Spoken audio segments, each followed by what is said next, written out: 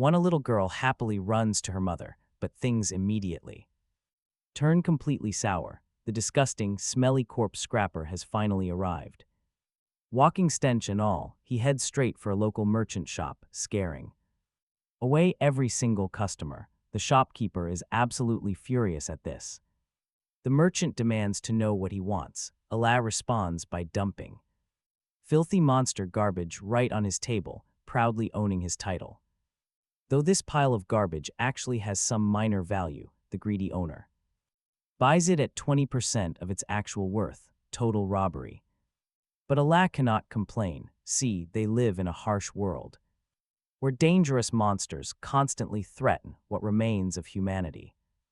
This led to the creation of the Adventurer Association, a guild of hunters who make a living solely by defeating these beasts.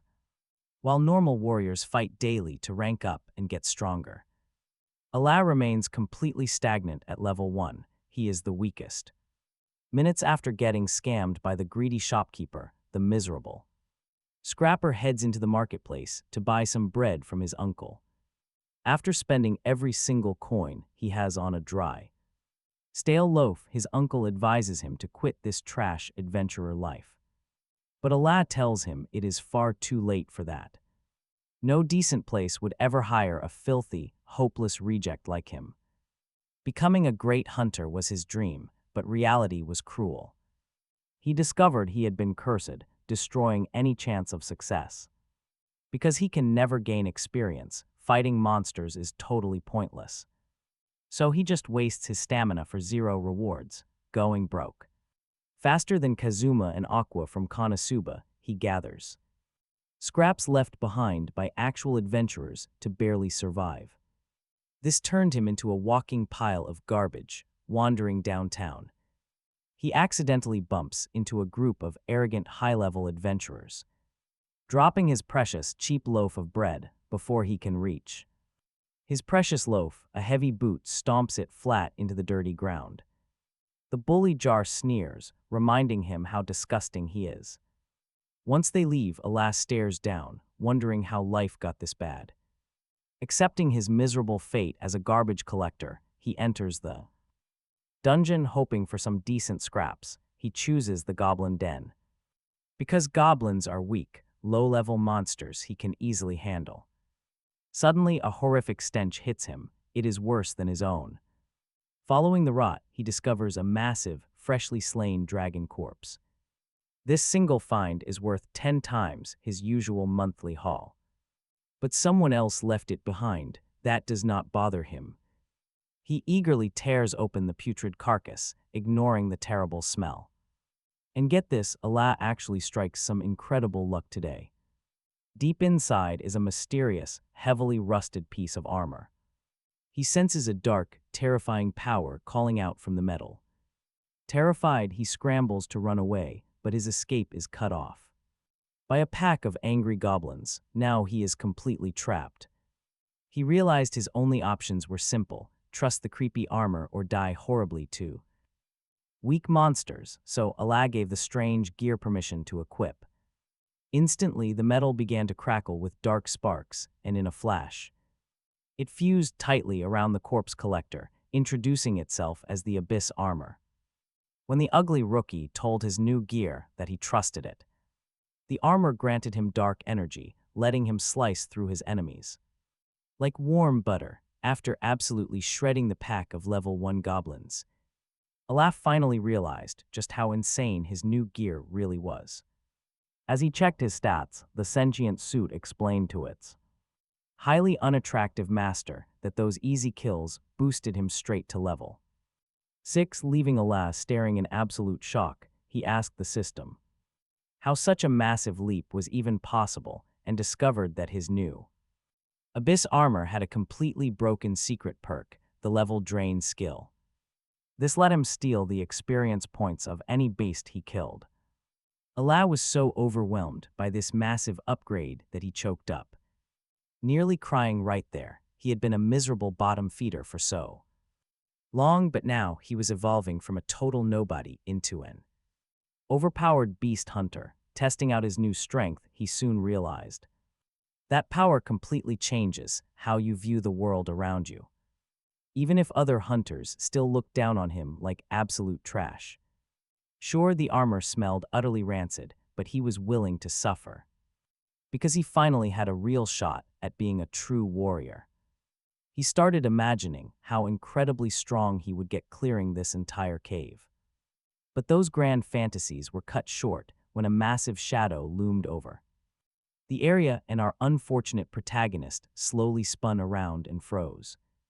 Standing directly behind him was an incredibly massive, grotesque beast that looked like a living nightmare. A level 35 goblin legend had wandered right up to the entrance, likely drawn in by the foul scent of the rotting dragon corpse. Instantly, the armor warned him that fighting this beast was pure suicide.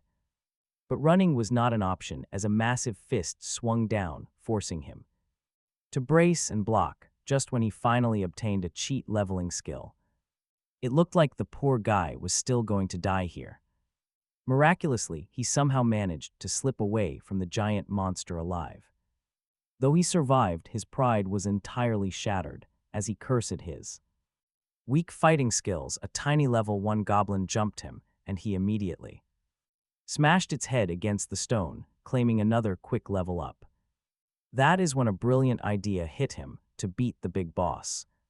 He just needed to farm experience off the easy targets first. In a brutal world where raw numbers meant survival, he had to do whatever it took, even if that meant bullying weak monsters. Before long, his relentless grind paid off as our incredibly ugly protagonist reached level 15, stepping deeper into a completely unexplored zone of the cave. His helpful system assistant pinged him to check out a hidden side chamber, revealing a glittering pile of stolen goblin gold. He used to be broke, ugly and completely hopeless, but things were finally starting to look up. At least he is just ugly now, searching through the fresh monster loot. Our corpse scrapper finds a recovery potion crate to assist him. During upcoming battles, staring at them, he wonders where to keep them. When the Abyss suit reveals a highly convenient potion storage function built right into his armor. But sadly, there is absolutely zero space to stash all his shiny gold coins. Still broke as ever, he decides it is best to keep moving forward and hunt monsters to make a living. Suddenly, faint human voices echo nearby. And following the noise, he discovers a girl tied up. Goblins are always vicious. But he did not expect them to be this depraved. Stepping up, the corpse scrapper quickly frees the young girl named Neil, who gratefully looks up and asks his name. He hesitates, but eventually he gives in once she hears his name is Alad. The poor girl almost completely loses her mind, yet she quickly accepts that her hero is actually the ugly scrapper and thanks him deeply for saving her life. They agree to escape the cave as our hideous warrior promises to guide Neil back to her village safely, but on their way, Alad tells her to hide, because another savage pack of goblins has completely surrounded them. Even though there are 20 of them, our warrior remains completely unbothered, fully trusting in his new stats. His new strength, he immediately begins to dance through the pesky green monsters. Like an absolute boss on the battlefield, swiftly wiping out all 20 of those ugly goblins. And reaches level 35, proving he is far from useless now, just as he expected. The real threat, the massive goblin legend, appears, offering a golden opportunity to test out his crazy new boost in power. With his target locked in sight, the scrapper vows never to be pushed around again and charges straight forward. In a flash, his blade tears through the beast's stomach as he lands among a crowd of brainless minions. He counts 10 total. Our scrapper quickly requests Neil to throw him a backup dagger, but the clumsy girl slips, accidentally throwing a whole handful of blades right at his head. Luckily, our hero is no longer a complete trash fighter, so he deftly deflects the flying daggers while slicing down the nearest hideous goblin grunts. He carves through them, planting blades in their skulls like simple target practice until the entire group is completely wiped out. His level skyrockets to 45, easily surpassing the goblin legend. Now, the giant beast roars back into action, but our glitched warrior is confident that this massive gap in strength guarantees an easy win. But wait, things are about to go sideways. The goblin legend starts overpowering him. Looking closely at his system interface, our hero realizes the beast is wearing a rare status boost item, a tool normally used by human adventurers to multiply their power. Though shocked that a monster can wield equipment, a lad does not back down. He resolves to smash that power-boosting bracelet first to level the playing field. He launches a flurry of attacks, but his daggers keep slamming into the monster's heavy blade, blocking his path. Determined, he tries a completely new tactic, throwing a series of knives to catch the giant beast off guard. Even though the goblin legend deflects most of the incoming blades, it finally slips up, giving Alao a perfect opening to shatter the status amplifier and reclaiming the upper hand. Now, the real fight begins. With the beast in his grasp, Alka styles on the monster. He tells it to brace for impact. His victory over the legendary goblin is basically secured, yet the broken hero still taunts him, asking how much he had feared him before. Then he violently slams the boss into the dirt. Blood splatters everywhere. He slowly walks up to it like he is posing for a camera. Reaching the wounded boss, Alka remembers the painful abuse, the constant bullying over his trash title, Corpse Scrapper. Before the monster can swing again, Alka finishes the job. He slays the beast. Instantly, his power level skyrockets straight to 80. With the boss dead, the glowing system screen tells Milo it is safe to come out. She peers at the massive wreckage. The clumsy girl is now utterly starstruck, completely forgetting how ridiculously ugly she once thought he was. Moments later, he loots a legendary item from the dead goblin and hands it over to the girl. Milo happily offers to store it in her special inventory. When she asks if they are finally leaving, Alka hesitates, deciding to stay until he wipes out every last goblin here to keep others from getting captured. The next morning, they finally step out of the dark cave. Our powerful Dark Knight has fully cleared the entire nest, hitting level 100 in the process. While Alka checks his insane stats, Milo overhears his quiet monologue. She insists he is underestimating himself. She starts praising him, calling him the absolute strongest and most reliable adventurer in their entire village. Hearing this, Alka realizes his reputation might be soaring, especially since the quirky girl is basically flirting. But of course, the peace gets shattered by snotty voice shouting for the worthless trash collector. It is Jerry, the brainless bully from Chapter 1, trying to mock Alka. Our Dark Knight keeps his cool, choosing to remain silent, but then Jerry insults him directly, claiming Alka played weak just to get into the lady's good graces. That insulting comment finally makes Alka snap. He lunges forward, pinning the annoying brat by the throat at knife point. Feeling the blade, the bully wonders how this bottom-tier garbage got so incredibly arrogant. Shoving Alka back, the cocky jerk promises to put this scavenger in his place, but watch what happens when he swings his cool sword. It gets blasted away instantly, leaving him in absolute shock. The massive aura radiating from the low-level hunter is so heavy, the crowd who used to laugh are now trembling where they stand. Jerry desperately tries to comprehend how a level 20 warrior like him got washed by a level 1 trash collector. Alka stands tall, mocking his terrified opponent without an ounce of mercy.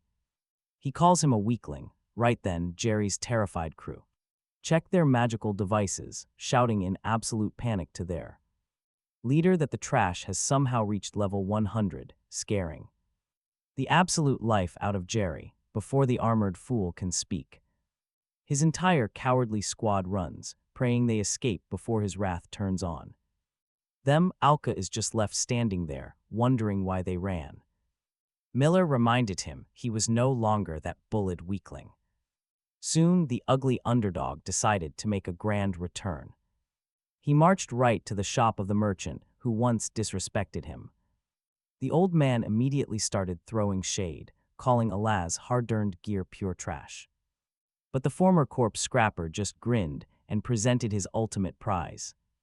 A legendary goblin fang. It completely stunned the arrogant old merchant. The merchant claimed it was fake, arguing a low-charm kid could never defeat a legend.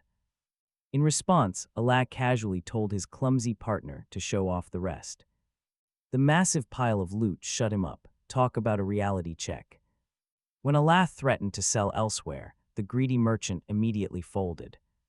He bought everything at a fair price, and Allah headed home with a heavy bag of gold. He went straight to his uncle, who could barely believe his eyes. Once Allah explained he had slain a beast entirely on his own, Pop was stunned. The man who once doubted him immediately rushed over and hugged him tight. He congratulated his nephew for finally escaping his trashy reputation, but then, loud screaming echoed nearby. Allah instantly sprang into action and ran. He followed the noise and found some bargain bin Walmart werewolves roaming in broad daylight. Before one of the beasts could slash a running girl, he lunged. He sliced right through the monster like butter, turning to face the rest of the pack. No more damage. Allah declared that as long as he was around, they wouldn't harm anyone. Channeling his inner superhero, he faced the 10 level 8 werewolves surrounding him. Allah wondered how these monsters got so close to the village without being spotted. Realizing this area was supposed to be guarded by that lazy brat Jareg. Everything clicked since Allah scanned the kid off. This was partly his fault. He felt responsible for the chaos, meaning he had to clean up this mess himself. He absolutely had to slaughter them all before any innocent villagers got hurt. They were only level 8, making them total pushovers for his current power. But keeping all the helpless villagers safe was going to be the real challenge. Before another beast could strike down a local, Allah moved like a flash. He cut it down instantly, protecting the very guy who used to mock him. Even while being saved, the ungrateful jerk still called him a trashy scrapper. But Allah ignored the petty insults because lives were actively on the line. He was going to save them, whether they liked it or not. Moving like lightning on high-speed Wi-Fi, he danced straight through the pack. He sliced them up, utterly stunning the crowd who had always clowned him. They could not believe this total loser was actually saving their lives. Allah struck a cool victory pose, waiting for the system level-up notification to pop. But when his status suddenly read level 172, he paused to think. Slaying 10 level 8 beasts should have given him exactly 80 level-ups. He only got 72, meaning one sneaky wolf was still alive. Suddenly he spotted the final beast crouching on a roof, ready to pounce. As it lunged straight toward a helpless girl, Allah felt pure panic. What if all his massive level-ups still were not enough to save her? No way, he refused to let someone die right in front of him. He launched his blade straight at the flying beast with everything he had. It struck like a javelin, taking the beast down before it even knew what hit it. The little girl thanked her terrifying savior, even though she ended up calling him Big Brother Corpse Scrapper, leaving Allah with a rather awkward problem to solve. He saved the village, yet the elders surrounded him with heavy, questioning looks. Seeing the crowd gather, the scavenger assumed they just hated his face. He figured nobody wanted to look at his hideous mug and prepared to leave. But he was wrong, totally wrong. They wanted to thank him. They were incredibly grateful. He saved them from those discount budget werewolves. Everyone from the first guy he saved to the little girl's mother felt immense gratitude. It caught Allah completely off guard, making him realize something pretty important. His trash scrapper past was not going to vanish, not easily. Still, he now had a duty to protect others using this strange abyss armor. Accepting their thanks, he sheepishly asked them to look out for him too. He then walked off into the sunset, finally enjoying a night without being hated. No longer public enemy number 1, Stinkestein made it next morning. He was strolling through town when that clumsy girl suddenly popped up to talk. She asked him why on earth he was not wearing that foul-smelling armor. Allah explained he discovered a pretty neat feature to hide the gear under clothes. That way, he did not have to walk around reeking like a dumpster fire. He was thrilled he found it while scraping a corpse, but a thought lingered. What was a dead dragon even doing inside a low-level goblin nest anyway? He quickly shook it off, not wanting to overcomplicate things for his simple brain. Meanwhile, back in that very same nest, a group of foolish rookies was running. They were fleeing for their lives, cursing themselves for being such absolute idiots. Talk about an absolute disaster, as they desperately tried to escape the cave. The two extra members bringing up the rear were wiped out instantly.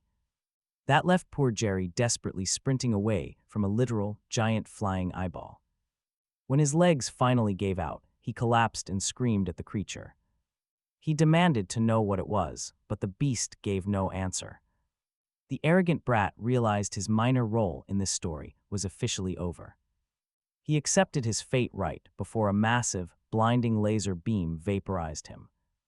Back in the village, Alas suddenly felt an ominous chill run down his spine. Something was wrong, seriously wrong, hours before this disaster unfolded. Those same rookies were tracking a cheap, wounded Cyclops straight into the cave. They debated going inside because they had already racked up a hefty fine. The village penalized them for ditching their post just to hunt monsters. But they figured slaying a high-level beast would pay off those debts. The massive bounty on this Cyclops was too good to pass up. So they went in. Deep inside, the wounded beast smelled something putrid. It spotted the rotting dragon corpse and immediately began to drool. The monster practically lost its mind, twitching with absolute hunger as they watched. When the clueless rookies finally caught up, the horrific smell hit them too. They saw the cheap Cyclops gorging itself on the reeking, dead dragon. But they were too late. The creature started mutating right before their eyes. The terrifying transformation left them frozen, while a laugh finally reached the nest. Inside the den, the heavy air confirmed his worst fears. Something was deeply wrong. Stepping deeper into the cave, that familiar, putrid stench hit his nose again. That stench was absolutely nothing compared to the true horror waiting inside.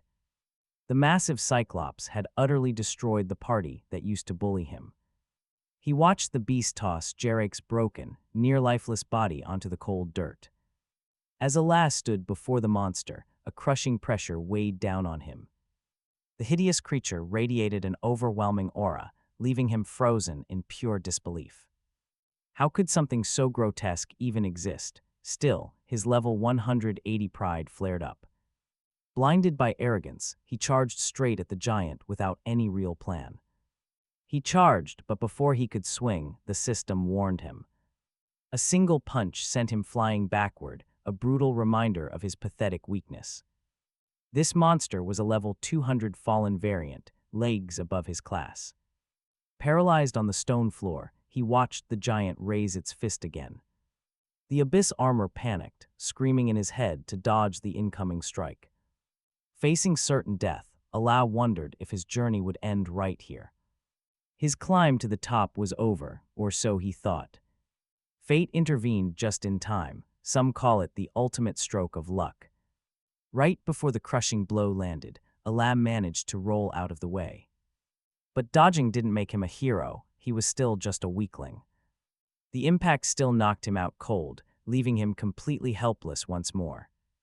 Believing the pest was dead, the Cyclops slowly turned and left the dark cavern. When Allah finally opened his eyes, the system was already waiting with a report. He woke, the armor explained exactly what had happened. His lack of a heartbeat made the monster assume he was already dead. Now the strange voice urged him to drink their stolen goblin potions. He needed to heal his broken bones if he wanted to survive.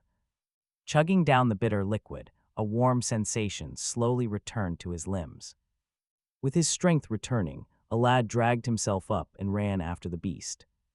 The giant was heading toward his village. Time was running out. He had to move fast, but a weak, raspy voice stopped him in his tracks. It was Jarek clinging to his final breath, still spitting insults at him. The dying bully glared at Allah, demanding that he hand over the healing potions. He claimed a worthless corpse scrapper, like Allah would only waste them anyway. He kept shouting, his raspy voice filled with a desperate, pathetic rage as he begged. Hand over the potions, Jarek rasped, eyes wide with terror. Allah quietly asked his armor if the potions could even save the dying bully. The system confirmed the truth. Jarek was already far beyond any saving. He expected that, then a dark idea crossed his mind. He asked the armor if his level drain skill could work on humans. The implications of his question were chilling. The armor gave its nod. Turning back, Allah coldly told Jarek that his injuries were fatal.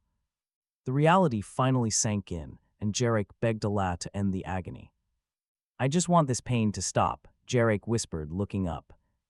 Allah offered him a quick release, and the bully weakly nodded.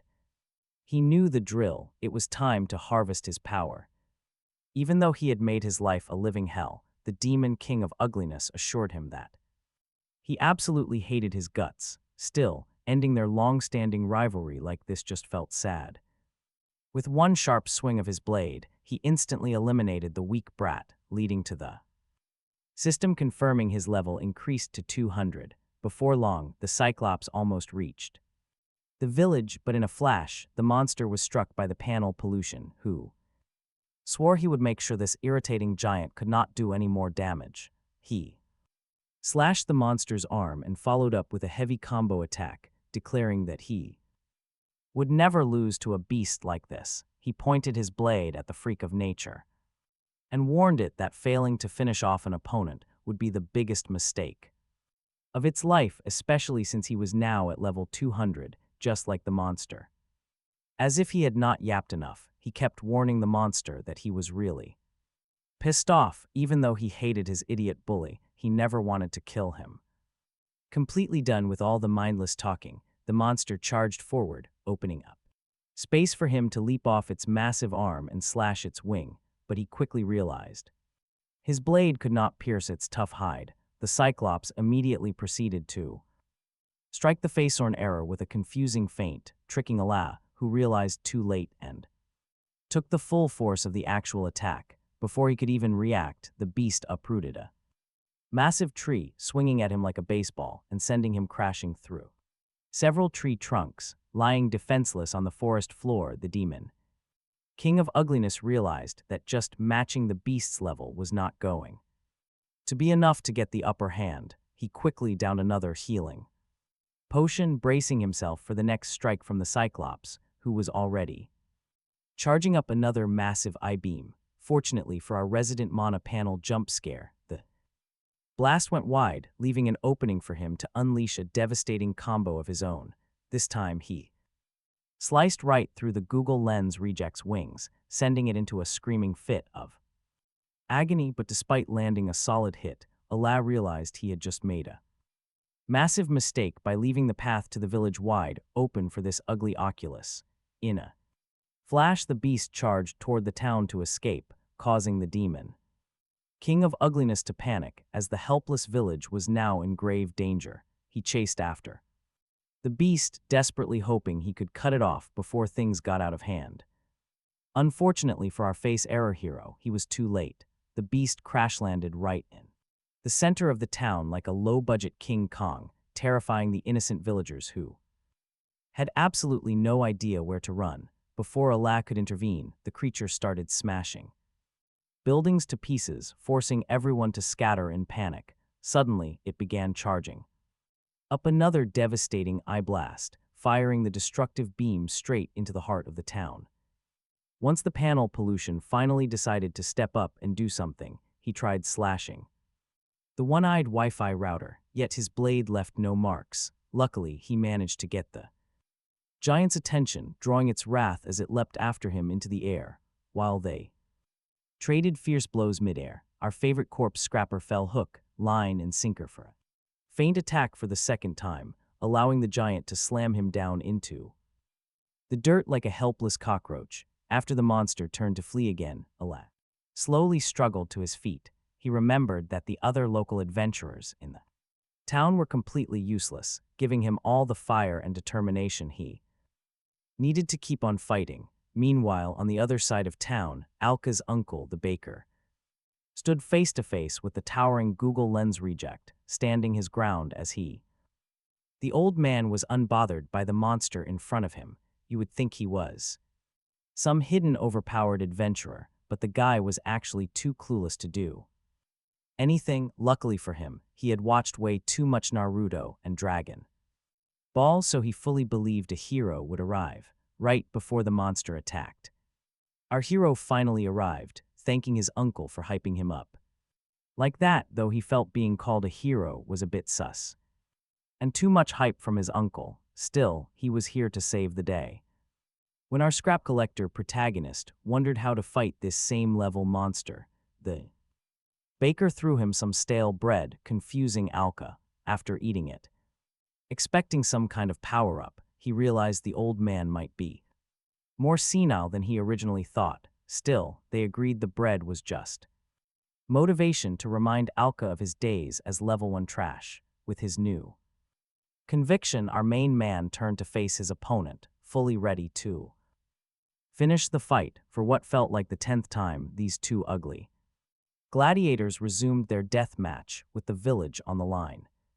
But despite being pumped up with motivation, our hero still got flung around like a ragdoll by the evil Oculus, which took almost zero damage from his attacks. When he tried to launch another strike, he spotted a kid behind him, shivering like a wet cat, asking the kid to run. He realized the kid was too scared to move. This was a serious problem because the monster spotted him too. As the Walmart Cyclops tried to crush the kid, Alka jumped in and blocked the beast with all his might, barely preventing a tragedy. With what felt like his final breath, our battered warrior yelled at the kid to stop freezing up and run because he could not protect him much longer. Once the kid's brain cells finally kicked in, he scrambled away, leaving our hero at the complete mercy of the monster's devastating laser beam. Although the system warned the corpse scrapper to escape immediately, the guy was too physically exhausted to move, having spent all his remaining strength saving that stubborn kid. Moments later, the beast fired its laser beam, blasting Alka straight through the village walls. The utterly defeated warrior lay there, wondering why the power gap was so massive even though they were at the exact same level. Reaching into his inventory for a healing potion, he realized he had accidentally dropped it before the blast. Well, the village was officially cooked. Struggling to stay conscious, he wondered if his story would end in such a stupid way. Losing his grip on reality, he prayed for a miracle. Honestly, can you blame him? With one final scream for plot armor, like Sakura crying out for Naruto, he finally blacked out completely. Fortunately for our main man, the gods of plot armor were not about to let him die like that. Mysterious figure stepped up, picked up his dropped potion, and poured it down his throat. Waking up, our battered warrior opened his eyes to find he had been saved by a beautiful local girl named Lila. She explained that she was just a kind-hearted maiden who refused to let her village burn, so Alka needed to lock in. Suddenly, the beast roared once more, reminding Alka to stop staring into her eyes and get back to the fight. The monster absolutely trashed him, but before he can even crawl back up, Leela stops him. She saw him fight with everything to protect this village, and it deeply moved her. But right now, they have to run before that beast completely finishes him off. Ala tries to act tough, arguing that the other local adventurers are way too useless. Leela tells him that is exactly why he has to live. If he dies here with those massive bleeding wounds, the entire village is doomed. With injuries as deep as his, he will only end up dead, leaving everyone defenseless. Right on cue, the ugly Cyclops crashes down in front of them, ready for round 12. Knowing he has zero chance of winning, Ala grabs Lila. He grabs her hand to escape, sparking a chaotic, high-speed chase through the trees. While escaping the giant beast, Ala asks how such a beautiful girl even knows his name. Leela suddenly stops in her tracks and looks right at him. She tells him he is not just some infamous corpse scrapper to her. To her, he is a true hero because she saw him save the village from monsters before. She has absolute faith that he can protect their cheap little home once again. Hearing her heartfelt words instantly fires up our bruised hero. Ala promises to save this village using every single shred of his strength. But right then, desperate screams echo close by, forcing them to investigate. They find a gang of bandits cornering a local girl and forcing her into a carriage. The smug bandit leader brags about how easy this raid is. Since the giant monster is distracting everyone, they are completely unstoppable. Ala and Leela watch from the bushes, trying to figure out a smart plan. But before he can even make a move, a massive thug grabs Leela from behind. The giant thug threatens to drive a blade right through her head if Ala moves. Once again, our hero is stuck in a horrible corner where his strength means nothing. He cannot save anyone, not with all his absurd level of raw power. The giant orders Ala to the carriages, and he calmly obeys. He has to cooperate because he cannot risk Leela getting her head crushed. They are brought to the boss, who looks at Ala with disgust. He snaps at his guard, reminding him that they are only hunting for girls. They have absolutely no use for ugly guys wearing trashy, smelly armor. But the moment he spots Leela standing behind him, his entire attitude shifts. He stares at her like a rabid beast, realizing she will fetch a massive price. Angered, Ala asks if these filthy criminals have any conscience left at all. The boss just laughs. He is completely amused by this foolish hero. He tells him they came here to completely burn and loot the place anyway. Even if the monster had not distracted everyone, they would have slaughtered the villagers themselves. Hearing this sickening plan makes Ala shake with absolute rage. He wants to strike, but he is trapped because they hold all the cards.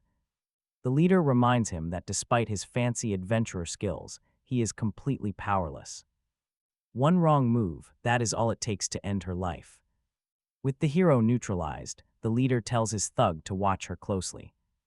They cannot afford any mistakes with a dangerous, ugly wildcard in their midst. While a lad desperately looks for a single opening to strike back, help arrives. Just when things look hopeless, his legendary plot armor is about to save the day.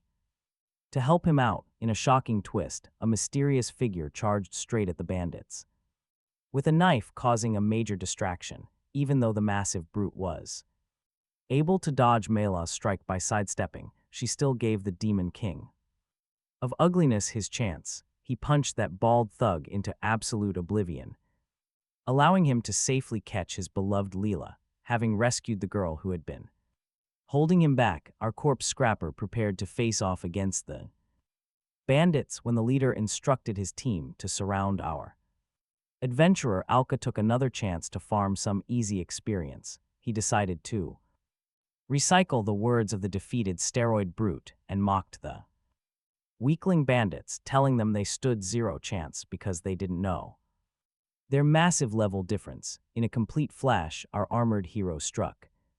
He wiped out the bandits, stealing their levels like taking candy from a baby. When the terrified bandit leader asked if this terrifying freak was really an adventurer, Alka made it clear he was no ordinary hunter. He was level 200, putting him light years ahead of those scoundrels who thought they could terrorize his home village and get away with it. Out of options, the leader gave up. He tried one desperate final attack, but watch this. Our corpse scrapper instantly slashes straight through his guts. Once the dust settled, Alka had boosted his level to 250, the maximum level possible for a human. When he asked the system for details, he learned that every species has a strict cap, meaning he can never level up past this point. Suddenly, Leela jumped on him. She kept thanking him for saving her life. When Alka tried to downplay his heroic moment by pointing out she saved him first, but Leela gently held his face. She assured him he was incredible because no matter what, he'd always be her hero. but Alka privately agonized over what a terrible person he was for taking so many lives, while Leela continued to soothe him, insisting he did the right thing by protecting the helpless. Villagers, looking around at all the people he saved, our anxious protagonist, finally stopped doubting himself. He realized just how incredibly important his presence in this vulnerable village truly was. Just then, Mela arrived as well, telling Alka she had successfully ushered all the trapped villagers to safety, which deeply pleased her master. Alka gently patted her head, thanking her for a job well done. The loyal maiden eagerly showered her savior with endless praise. She promised to fight by his side forever. Just then, but wait, the giant Cyclops picked up their scent and began charging directly toward them. Sensing the danger, our demonic-looking hero locked in. He immediately ordered the girls to retreat to safety. With the girls safely on their way out, our hero began to charge up his power like some knockoff Super Saiyan preparing for battle. Once the system assured him he could easily crush the beast, Alka knew it was time to finish this. Boom, the giant beast crash-landed on the ground like a devastating comet, unleashing its foul aura across the village. Confirming that his companions were out of harm's way, Alka braced for the most brutal fight of his life, starting with a sarcastic apology to the giant Cyclops for running away from their first encounter. He let the beast know he was no longer that pathetic loser. It was time for them to settle their score, a match that dragged on forever. Right before the clash began, Allah recalled how he used to be absolute trash who could barely hold a sword. All the brutal struggles he survived flashed through his mind, fueling him with the absolute confidence needed to tear this monster apart. From his senile baker uncle to the brainless bully who made his life a living hell, their memories fused together to grant him a brand new power that this beast would be the very first to feel, while the demon king of ugliness flexed his low-budget Saiyan energy. This absolute joke of an adventurer charged forward with a massive fist, starting what hopefully is the end of this endless showdown. But after easily swatting away the Walmart Cyclops, punched the Manhwa panel jump scare, unleashed a massive purple blast that nearly vaporized the beast. He followed up instantly with a vicious Superman punch, sending it crashing back. Yet within seconds, the beast lunged with its one-eyed bazooka blast. The system warned Allah this shot was deadlier than anything before. But despite the system warning, this phase-born error stood completely unfazed, boasting that he could easily crush whatever this monstrular menace threw. He met the incoming blast head-on, slicing right through it like butter. He stood tall and proud like Eskener, echoing the words of the legendary sin of pride, telling the beast its pathetic strikes would never touch him. Having successfully baited the creature into a frenzy, making it shriek like a psychotic hyena, our ugly hero just kept laughing and mocking the beast, taunting it mercilessly at every turn. He promised to put the beast out of its misery, charging straight ahead and slipping past another wild swing before slamming it to the ground with a powerful slash. When the evil Oculus tried to fire another I-beam, Allah mocked him for making such a brainless move. Since that trick would never work on him again, he promised to teach the creature true despair, standing tall and taking its ultimate blast head-on without flinching even an inch. As the smoke and dust finally cleared, the monster realized this corpse scrapper had easily blocked the entire strike with a shield, proving he was absolutely cooked. Now check this out. When Allah pointed out the gap in their power, the beast grew more desperate than ever before. It slipped into a chaotic frenzy, screaming wildly just like Yuji. After realizing his deadly actions in Shibuya, it threw a barrage of frantic combos at our ugly adventurer, yet every single strike was effortlessly blocked or parried, ending with our hero slicing right through its arm like a hot knife through butter. Allah declared he was ending this fight for the 50th time, and the crippled, one-eyed beast made a final desperate move, firing wild I-beams in every single direction before charging straight at the Manhwa panel jump scare, but once again it was completely humiliated and put in its place as garbage by the swordsman, who sliced clean through its waist, ready to land the final, decisive blow. Allah lunged forward and drove his blade straight through its giant eye, putting a permanent stop to the troublesome monocular menace that plagued the entire village. With the threat finally neutralized, his system suddenly chimed in too, to absorb its level, but it completely flopped because Allah had already hit humanity's absolute limit. Even though the armor faced an unprecedented barrier, the Demon King of Ugliness still managed to unlock a brand new armor feature called level conversion, a handy skill sure to help him in future battles. By the next day, the villagers were settling back in after that massive battle with the fallen variant, which had wreaked total havoc on their land. Everyone started repairing the damaged structures and rebuilding their homes, hoping to get the entire village back into shape. Just then, one of the workers slipped right off a roof, thinking it was his final moment as a useless background character. Luckily, the new village hero Allah caught him and helped him stand. Later that day in the woods, the Demon King of Ugliness was chatting with his smelly armor, asking about that level conversion feature he had heard about. When he learned it was a skill that could help him earn epic skills, Allah was completely blown away. These skills were special powers allowing adventurers to do wild things like move faster and walk through fire, but they required a massive boost in experience level, which our corpse scrapper lacked since he was originally considered weak trash. Before scaling up with his rotten armor, he had completely given up on epic skills, but hearing he could finally get them thrilled the hideous adventurer, making him wonder what this unique abyss armor actually was. Checking out the epic skill shop, the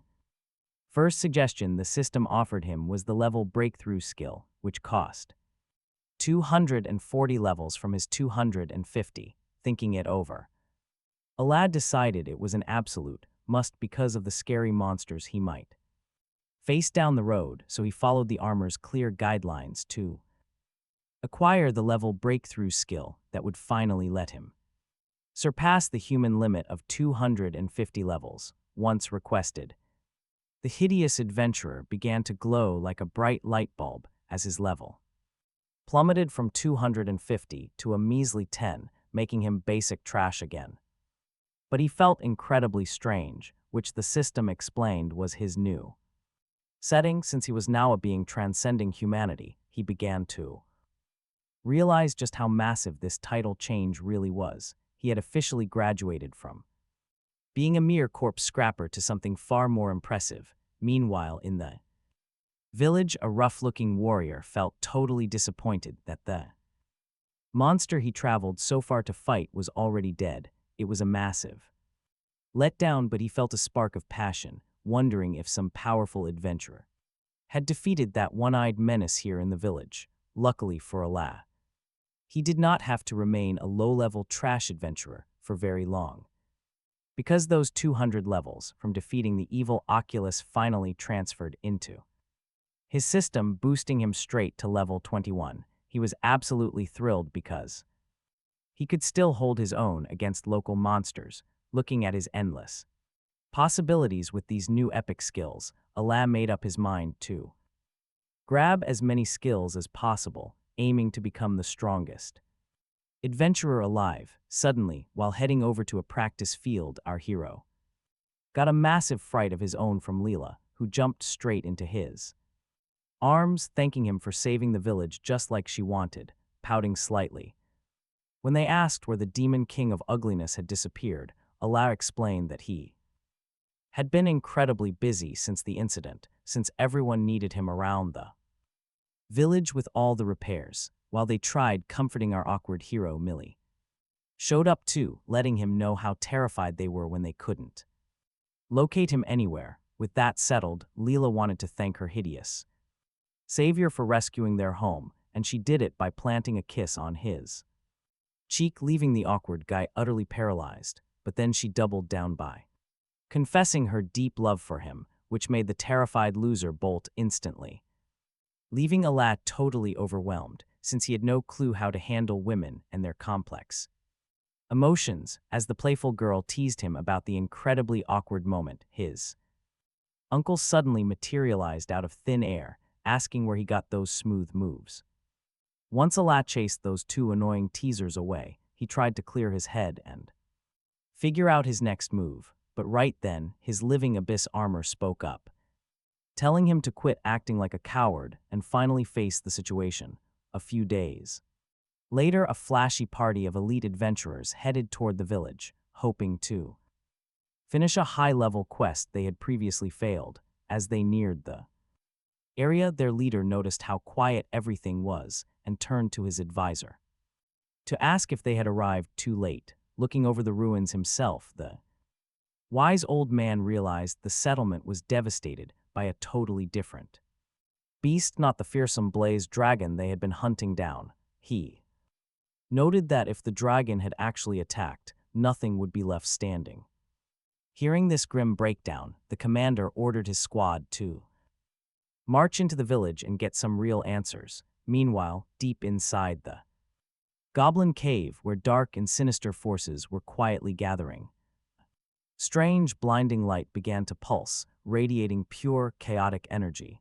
The dragon they thought was slain had actually revived, charging up a deadly purple blast of fire. Elsewhere in the woods, a silent figure hurled several throwing knives, instantly taking down a herd of cheap-looking stegosaurus beasts as they collapsed and glowed with an eerie purple light. Our demon king of ugliness had plummets right back to level 1 trash status, but he did manage to grab some amazing new skills over the past week. His best new asset was a permanent poison effect purchased by sacrificing 200 of his levels, though he did not mind one bit since the power was so incredible. He also unlocked a knife precision skill, letting him hit tiny targets from afar, meaning he did not have to get close to fight. With this perfect combination, he did not have to worry about his garbage level. The only real catch was having to wait for the deadly venom to slowly kill them,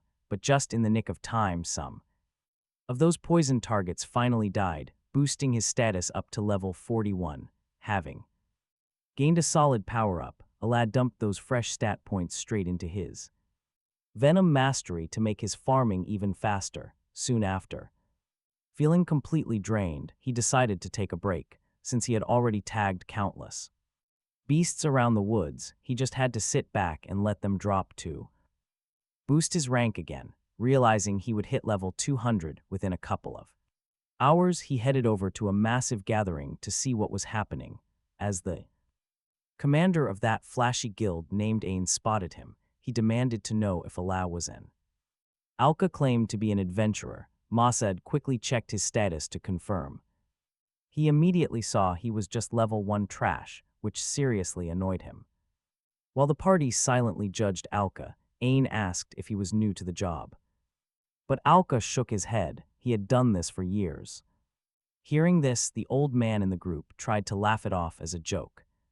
But one death stare from Alka made them realize he was completely serious. Staring at Alka's incredibly hideous face, the old adventurer suddenly remembered a crucial rumor. He recalled the stories of a pathetic corpse scrapper who could never level up. The old adventurer asked Alka directly if he was indeed that infamous garbage adventurer. Instead of being ashamed, Alka proudly admitted it, causing them to quickly change the subject. They quickly changed the topic entirely. Masad explained that they were hunting for rare monsters in the area. Their target was a level 150 Black Blaze dragon. Taking down a beast that strong required a massive team, bringing them to this village. Once the explanation was finished, Masad exchanged names with Alka. Alka instantly wondered if the beast he got his stinky armor from was this dragon. Right then, a frantic scout suddenly burst into the room with urgent news. He informed Ain that the scouts had located the dragon at the Goblin Den. A group of ordinary adventurers were currently getting absolutely crushed by the raging, massive beast. The monster was completely out of control, throwing everyone around like ragdolls. It had fully regained its immense strength, unleashing devastating blasts of purple fire everywhere. The messenger told Mossad that the scouts were drawing the dragon toward a meadow. Hearing this, Ain rallied the rest of the team, telling everyone to get ready to fight. Target located, it was finally time for them to join the battle. The party roared in absolute excitement, eager for the massive glory and legendary loot ahead. Meanwhile, Alka saw their levels were only between 80 and 120. Facing a legendary dragon at those levels meant there would definitely be heavy casualties. He quickly tried to come up with a plan to tag along with them. But because of his level, Ain refused to bring level 1 trash to a deadly battlefield. Alka wanted to get back to level 200, but he could not convince Mossad. The other adventurers glared at Alka like he was nothing but walking, utterly rotten trash. Alka tried to say one last thing, but the old man cut him off immediately. He made it brutal and clear that they had zero use for a pathetic weakling. Left behind with no choice, Alka stood there wondering what his next move should be. Knowing casualties were guaranteed, he decided to wait behind and follow them later. Going in at level 1 was simply suicide, but soon it was already too late. And trust me, they were about to regret every single choice that brought them here. Upon reaching the battlefield, Mossad and his overconfident team stared in absolute, silent, paralyzing horror. They quickly realized this was far from a mere level 150 Blaze Dragon. This was the legendary, level 300 Jet Black Dragon King, the ultimate Blaze Destroyer. The overconfident leader instantly panicked and ordered his team to fall back. He ordered a retreat to get guild help, but they were already far too slow. The massive beast swung its heavy tail, slamming Mossad into the dirt and crushing his bones. Leaving Mossad on the brink of death, Alka was already rushing toward the scene. Regretting his delay, he finally arrived to witness the absolute horror. He was certain this dragon was the exact same beast from the cave, but how did it manage to heal? It had somehow regenerated from a total wreck. Suddenly, the beast prepared to strike. Ready to wipe out the party, Alka frantically asked the system about his cooldown. Charging forward with everything he had, he prayed he would not screw this up. He could not screw this up. The demon king of ugliness charged forward at top speed. He lunged toward the beast, which was ready to vaporize the helpless party. Before the beast turned them into deep-fried adventurer nuggets, Alka got a break. His poison targets finally died, boosting his level straight back to 21. He immediately unlocked flame nullification and stepped directly in front of the dragon. He blocked the blazing purple flames from turning that arrogant party into absolute ash. But he was just a bit too late. He could only confirm one single survivor. That was Ain, barely alive. She was stunned that this trash adventurer stopped the attack. He stopped the dragon's breath. The badly burned advisor could only stare. Barely clinging to life, the man asked how a level 1 garbage pulled this off. While their elite group got completely wiped, he had a very simple answer. He was simply stronger than those arrogant fools, but even his power could not save them. With his final breath, the young man apologized for doubting the corpse collector. Then he dropped dead, sending Alka into a state of pure frustration. He began to snap, realizing that no matter how strong he grew, people still died. It made him feel no better than the level 1 weakling he used to be. He swore to avenge the fallen party and destroy the dragon right here. Suddenly, the massive dragon unleashed another devastating burst of fire directly at them. Ain desperately screamed for Alka to run, but he stood his ground completely unbothered. He told her not to worry as he casually caught the fiery blast. He crushed it easily, mocking the monster that such a weak attack would never work. This completely shocked Ain. The dragon let out a furious, deafening roar. Spitting endless torrents of fire, it turned the entire meadow into a burning hell. But Alka deflected them all effortlessly with his passive flame nullification. He was immune to the flames, but this skill had cost him dearly. Acquiring it drained most of his power, dropping him back down to 21. As he wondered if there was a sneaky trick to get his levels back, the beast lunged. This direct physical attack meant instant death if it connected with him. Suddenly, Alka got momentarily distracted, leaving a massive opening for the dragon. As the dragon closed in, the hideous adventurer prepared for the worst. Just when it looked like game over, something completely unexpected happened. A mysterious figure flashed out of nowhere, slicing the dragon's head clean off. Everyone was stunned. Alka stared at this bald warrior holding a sword. The man introduced himself as Balder, a legendary high-rank warrior. He was one of the rare Calamity-class adventurers in the land. Alka and Ain were completely awestruck by his overwhelming presence. Ain immediately began to praise him, explaining what a Calamity class meant. They were legendary figures who had completely transcended normal human limits. They reigned supreme, far above regular adventurers like her or the corpse collector. As Balder thanked Ain for the praise, Alka checked his stats. He wanted to see if a Calamity-class adventurer was truly that powerful. This shiny armored beast was a level 300 adventurer with cap breakthrough. The system immediately points out that this top-tier adventurer was actually born with the skill. He is the total opposite of our gloomy armored knight. Then, Allah asks if Balder actually came to save them from the monster, but the fake hero just laughs. He scoffs at the thought of saving pathetic, useless weaklings like them. Instead, he has a serious grudge to settle with the demon king of ugliness. This manhwa panel pollution completely ruined his grand plans by defeating the one-eyed monster, a legend the villagers told him about their special town hero. He fully expected to meet a legendary adventurer who could actually pull it off, but realizes Allah is just another low-level trash weakling, making total disappointment. Suddenly, the decapitated dragon starts roaring once again, annoying Balder, who violently drives his knife straight through the Blaze King's head. He warns that unless the monster's core is destroyed, it will keep regenerating, which is why he left the defeated beast to rot near the Goblin's den. Allah is horrified and asks why he did something so terrible. The complete scumbag explains that nearby monsters grow incredibly stronger after devouring the dragon's corpse. He knew the blazed dragon would easily destroy the village, so he lured a weaker, berserk monster to attack instead so he could save everyone. With that stunt, he'd become the ultimate aura farmer by defeating both beasts. Talk about chasing clout.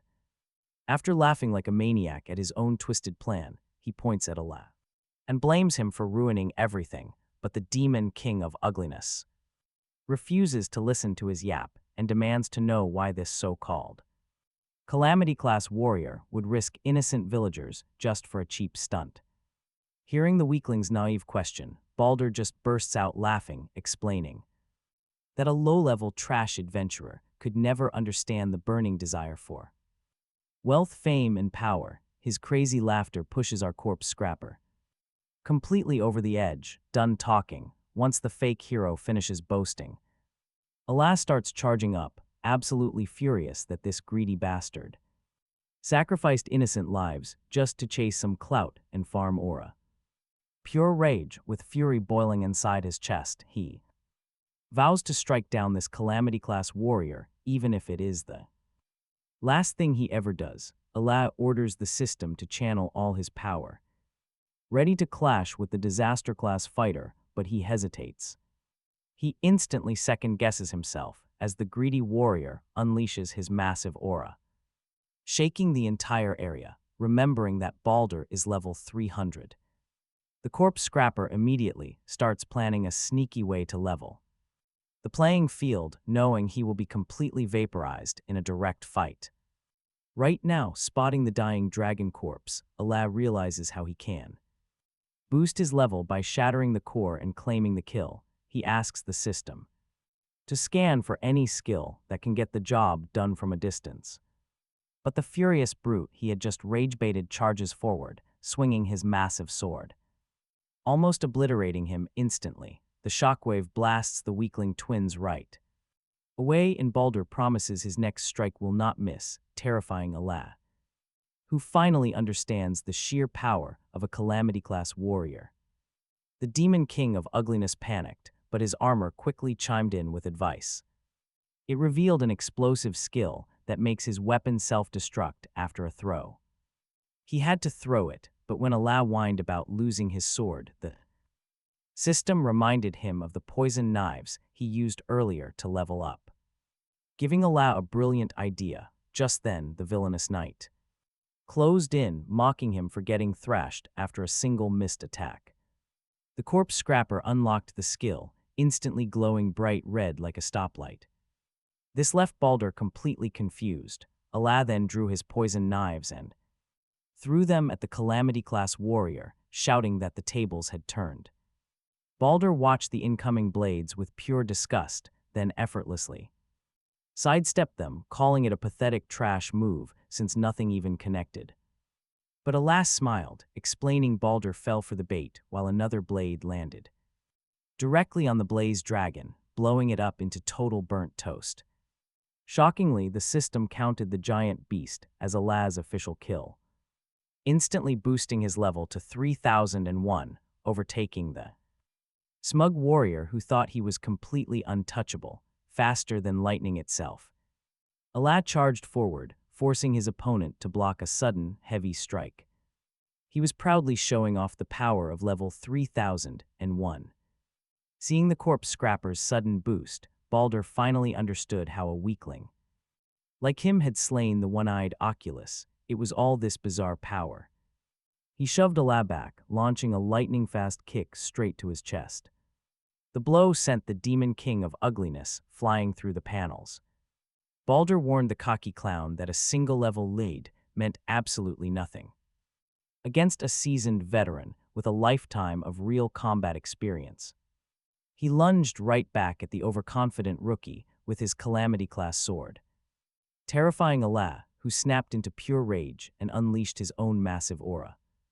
Their duel quickly escalated into a massive clash of titans, exchanging brutal blows and nearly shattering the very ground beneath their feet. As the Demon King of Ugliness vowed never to fall to this greedy warrior's bloodstained blade, he received a harsh, painful reality check. The Calamity-class expert refused to tolerate any more trash talk from him.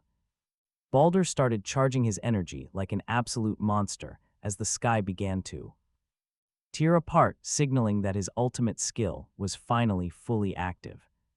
A massive bolt of lightning struck down, driving him into a state of pure, unbridled fury as he easily swatted Allah back with one giant swing.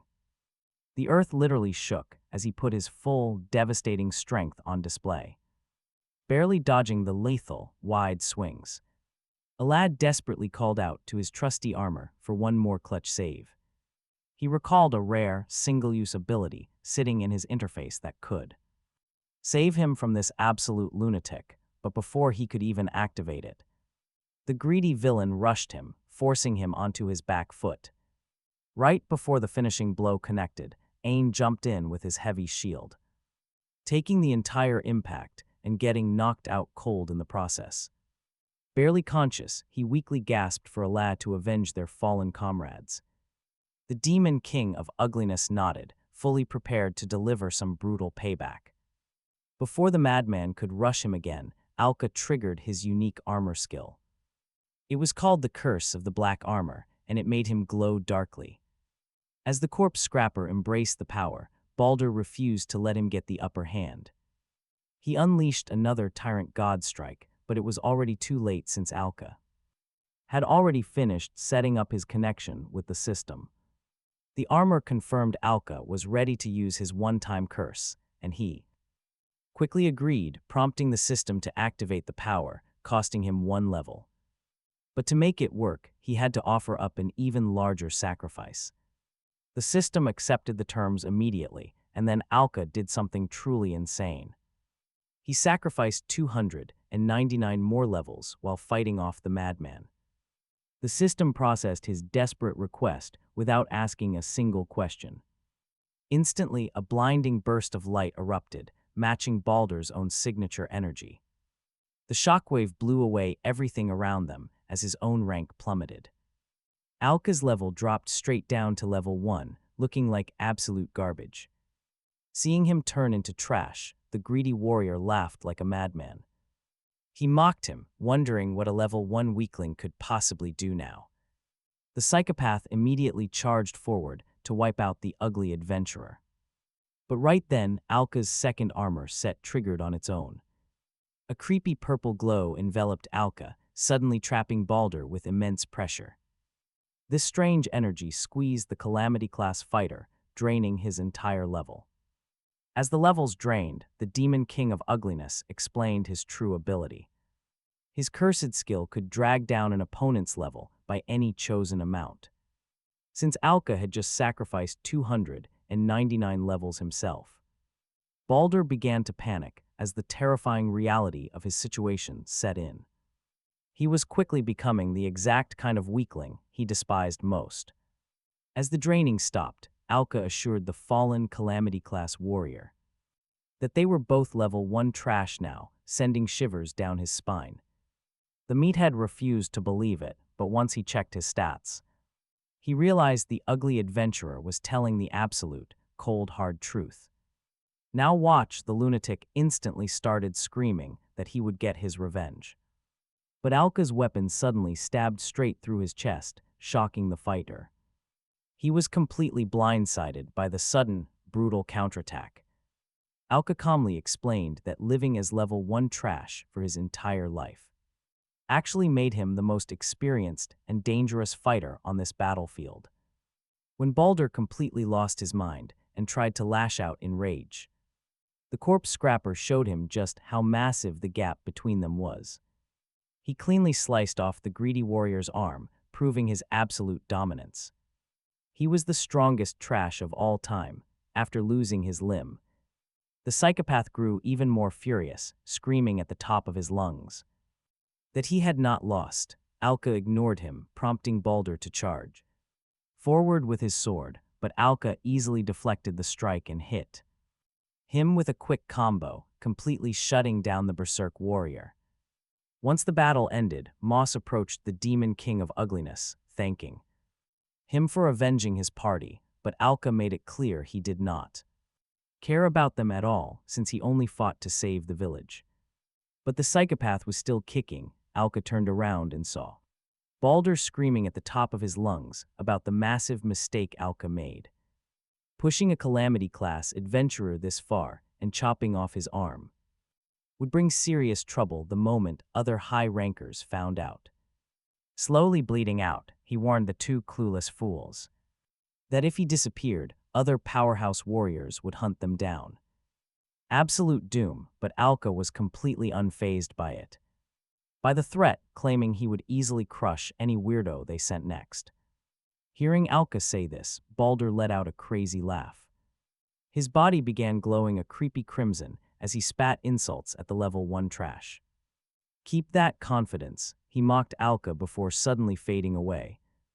This caught Alka off guard as he realized it was a teleportation device.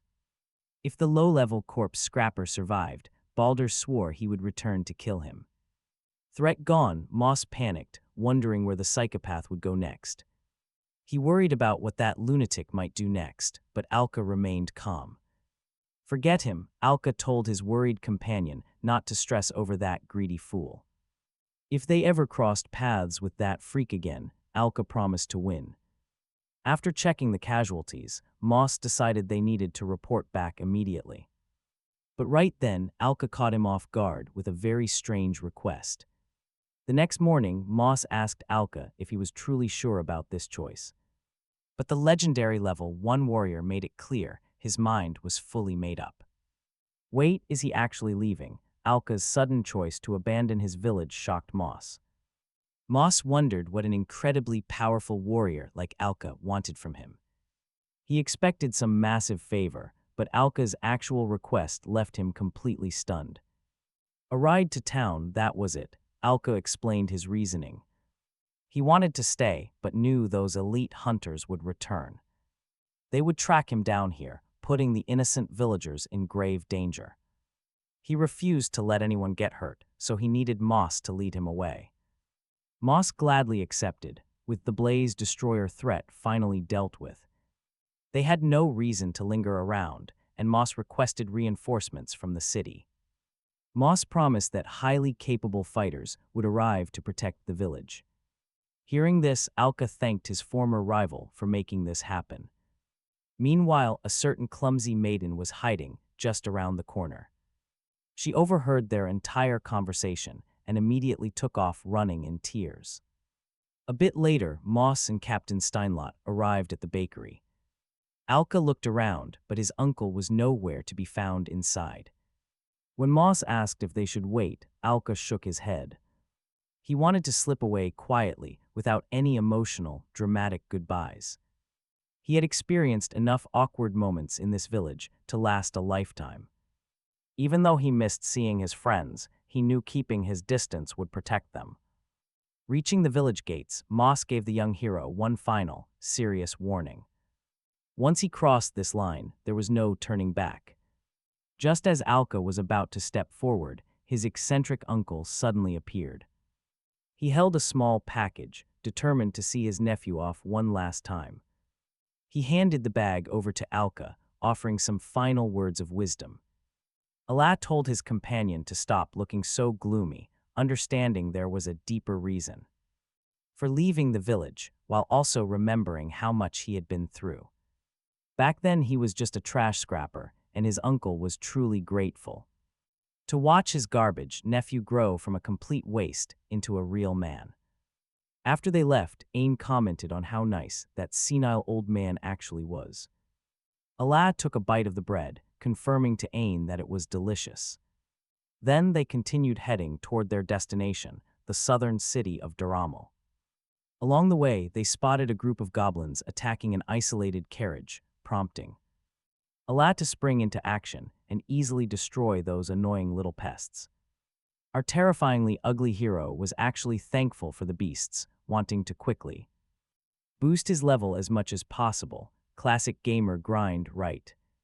A few days later, they finally reached the grand city of Daramal. Located northeast of their village and known as the largest city in the south. When Allah pointed out the massive crowds and how packed the area was, noting how different it felt from home, Ain reminded him of the scale. This was the biggest city around, not some backwater village like he used to live in. He also explained to the former scrapper that with so many guilds around, and such a variety of adventurers, he wouldn't really stand out at all. Even if he was used to being the most hideous guy in any room. Before entering, the moss-haired Ain had advised Allah not to go over the top with his power so they wouldn't attract too much unwanted attention. Allah was already an incredibly strange-looking adventurer who turned heads everywhere. So he really didn't need to stand out even more and invite calamity-class trouble. Ain explained that simply walking in as a level 300 adventurer would make everyone incredibly suspicious, and if they found out he defeated Baldur, they might end up in a massive brawl right in the city center. Since those high-tier fighters were all absolute lunatics, avoiding fights was a must. After finishing his warning, Ain picked up a cute rabbit from the grass, gently explaining how precious a peaceful life truly was as they walked through the city streets. Our hideously armored hero recalled that conversation, gaining a deep respect for the moss-haired swordsman who wasn't some greedy, fame-hungry psycho like the rest of the guild crowd. When Allah asked where they were going, Ain told him they were heading to the Adventurers Guild to file their official report on the Blaze Destroyer. Although Ain suddenly looked like he had lost his best friend, Allah shrugged it off, assuming the swordsman was just missing his old, colorful companions. Shortly after, they reached the guild hall, where the receptionist welcomed them warmly.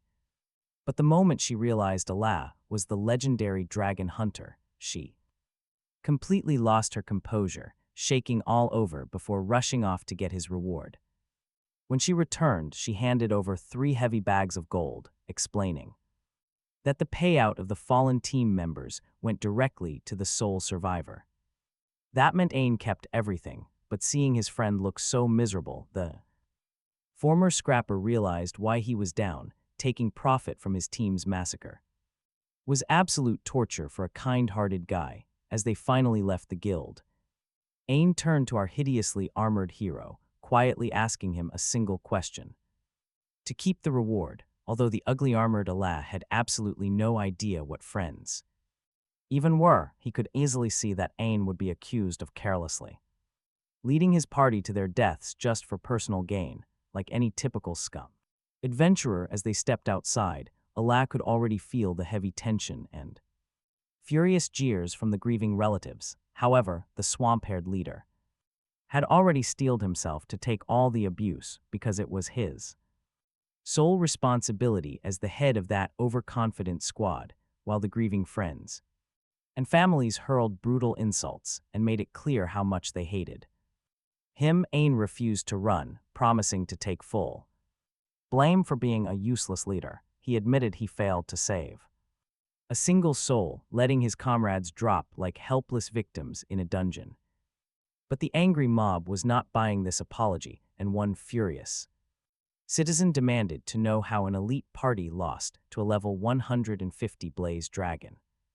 When Allah tried to step in and defend him, the leader stopped him from speaking, taking the heat again by calling himself a completely worthless commander who let his own squad die out of sheer incompetence. He pointed out that a timely retreat would have saved lives, proving his own tactical failure.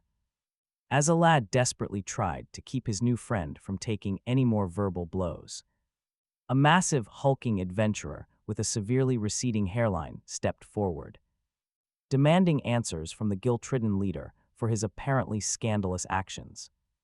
He openly accused Ain of sacrificing his men just to pocket the gold for himself, but Allah refused to stand by and let these lies spread. He immediately stepped in and shot down every single accusation.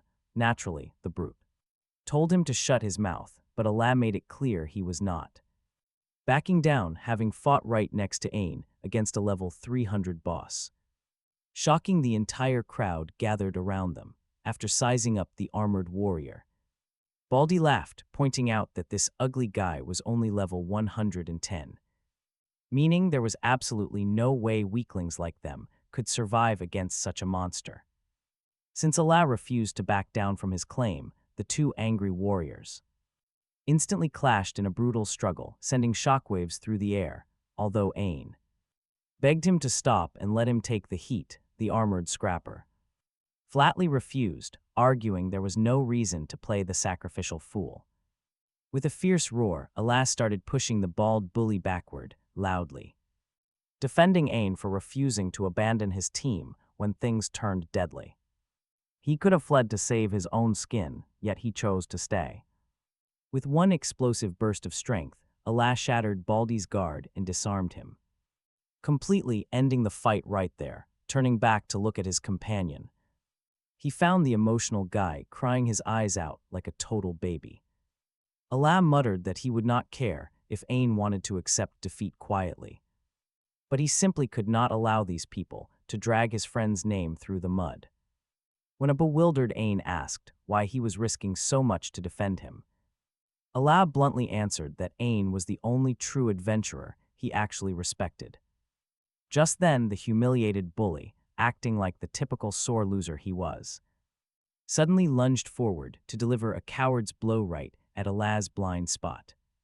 But just before his desperate strike could connect and settle the score, out of nowhere an old swordsman blindsides the goofy pair, stopping them with a cold blade right at Ain's neck as he welcomes him back to town.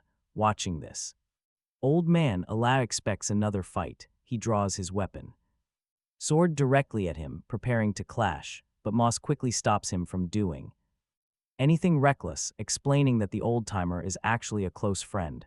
He introduces him as the leader of their guild, the Sword of Salvation, who goes by Master Gilly, a level 200 adventurer. Catching sight of the face only a mother could love alongside that smelly armor, Gilly suddenly realizes that this cocky kid is actually Allah, the warrior who saved Ain from the destroyer. When the old man shouts this out, it triggers an instant uproar that stuns the angry mob. He even talks about how this ugly warrior crushed the outlaw Balder, completely shocking Allah, who thought this was a major secret. Ain drops a warning. Every single detail had to be reported. So he spilled everything to the guild, explaining how they secured the massive payout.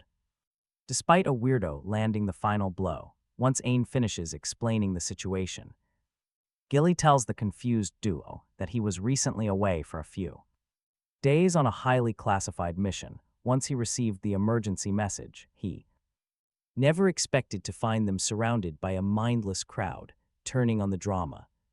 He turns around to apologize to the victims' weeping friends, but he calls them brainless if they fail to understand that being an adventurer means risking your life to protect other people. He fiercely snaps at them for blaming the innocent just because their own relative was garbage at adventuring. With the air cleared, Gilly turns to face the pair, who still wonder if he is an ally. Ain nods, but get this.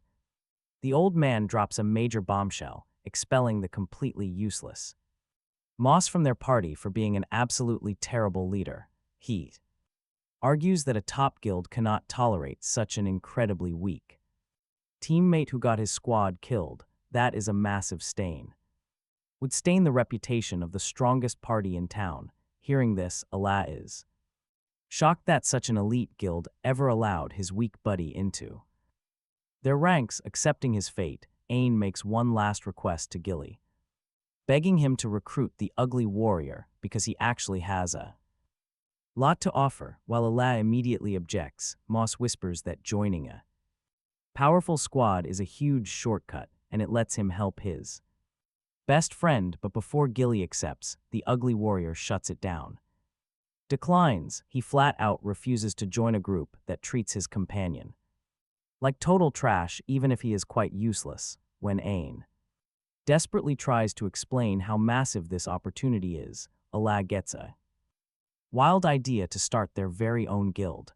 A few days later, the duo wanders through the dark back alleys until they find a shady old building. Allah asks if they are lost, but Ain just nods and tells him that they have finally reached their brand new home base. This is where their journey begins. Although the ugly warrior decided to start this group with only a complete reject in himself, he instantly realized why.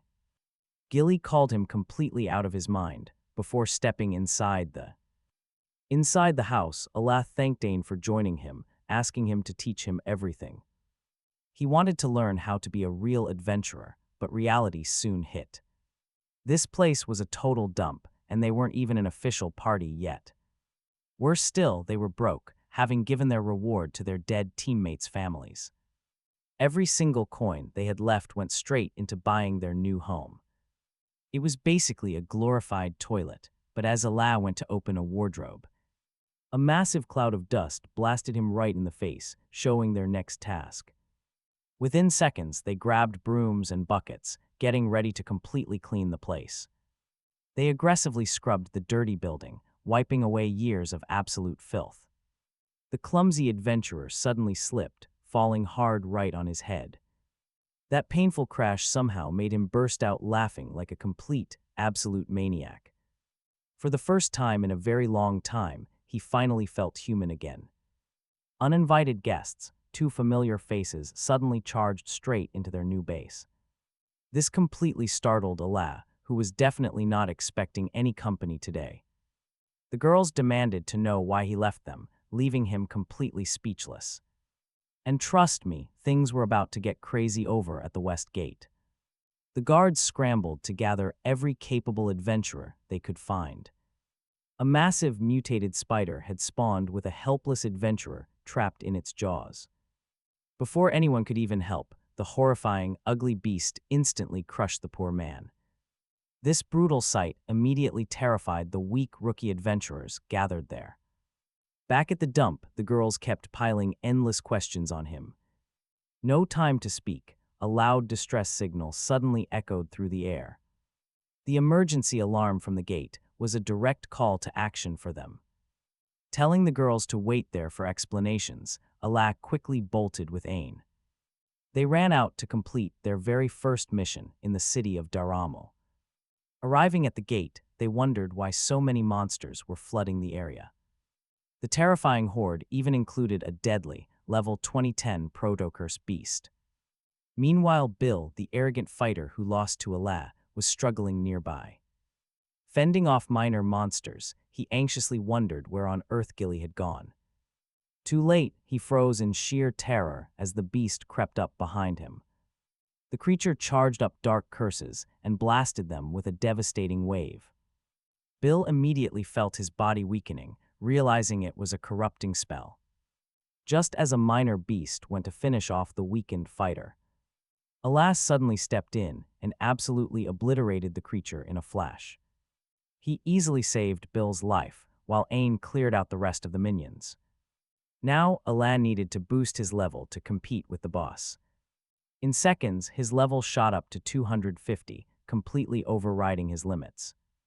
The boss was level 2110, but Allah knew Ain was fine. He turned to face the giant beast, carefully analyzing his terrifying opponent. Realizing it was a curse-spewing monster, he flew straight up into the air. He prepared to destroy it. Meanwhile, on the other side of the city, Gilly, whom everyone had been searching for, went to check the left gate. To his absolute shock, he was met with a similarly massive monster army. A second proto-curse mocked him, bragging its army would crush a level 200 hunter. Kenshin simply smiled at its confidence, showing no signs of backing down. Allah activates his unique epic skill, the Demon Descent, making him glow. He radiates an eerie sky blue aura, slashing the beast's head right at the west gate. His sword strikes agitate the monster, driving it wild since the attack is just too fast. In seconds, the creepy spider loses one of its limbs to his blinding speed. This forces the beast to summon reinforcements, but they are nothing but weakling trash.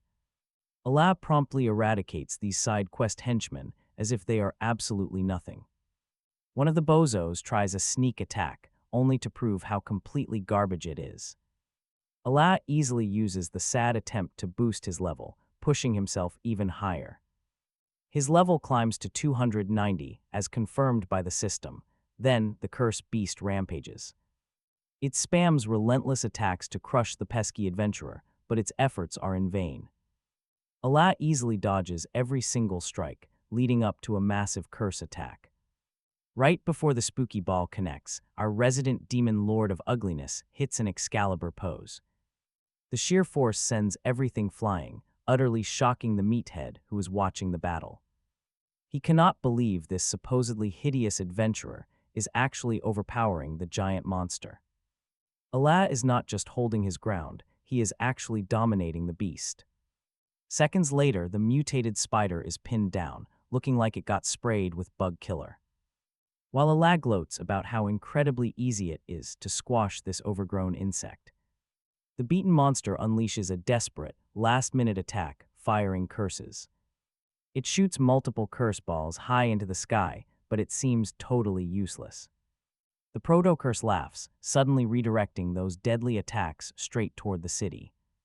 This completely catches Allah off guard, and the shocked warrior instantly cuts. He slices the spider, watching the spheres head toward the city of Daramo. Inside Daramo, innocent civilians look up as blue spheres of absolute despair fall. As Allah and Ain watch in horror, wondering how they can stop this looming disaster. Allah's level suddenly spikes up to 500, a massive power-up. This is a new high, but when Moss explains the monster's curse is actually a demonic spell that slowly weakens people until they die, panic sets in. Allah asks his partner if there are strong adventurers nearby who can break it. Ain explains that only 3 members of the city's top party can do it. Only 3 elite adventurers have the power to break a curse this strong. And unfortunately, those 3 are currently standing right here at the West Gate. This spells absolute disaster for the townspeople who are already being affected. Mina, one of those special curse-breaking adventurers, notes how long it will take to cure everyone and save all the suffering citizens. Suddenly, a mysterious golden energy lands on her patient, instantly healing him. The self-proclaimed demon king of ugliness made a trade. He sacrificed 150 levels to activate a unique curse-breaking golden bullet. Allah tells Ain that even if this draws unwanted attention from elite players, he simply cannot stand by and let innocent civilians lose their lives. With Moss in agreement, Allah leaps into action to cure everyone instantly. Every single person gets cured in a nanosecond, leaving Mina completely baffled. He promises to explain everything later, as the crisis is not over. There are still countless lives waiting to be saved in Doramo. But Princess Bubblegum from Wish refuses to let them go alone. She insists on tag teaming because she is the city's top magician. Upon entering the city, the group saw just how many residents had been struck down. The curse was spreading fast, forcing Alka to jump straight into action. With his arm glowing brilliant gold, he promised to save the people of Doramo. Once his abyss armor was fully ready, Alka called for a special skill. The Wings of the Saint, a rare ability granting him a unique weapon. Meanwhile, over at the Eastern Gate, Gilly was already busy. He completely wiped out the invading monster horde, stopping further chaos. But looking back at the city, he realized the Western Gate defenders were far more incompetent than he expected, letting this disaster happen. In the streets, Alka was moving as fast as he possibly could. He desperately tried to save everyone, moving like absolute lightning. While checking on the survivors Alka saved, Mina made a shocking discovery. Curses cured completely, but Ain pointed out the harsh reality. Even with this legendary purification skill, saving everyone was impossible. Casualties were coming, yet Alka kept pushing his body to the absolute limit.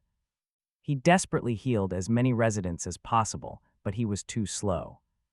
He had only saved a quarter of the town, and time was running out. He asked his abyss armor if there was any way to speed this up.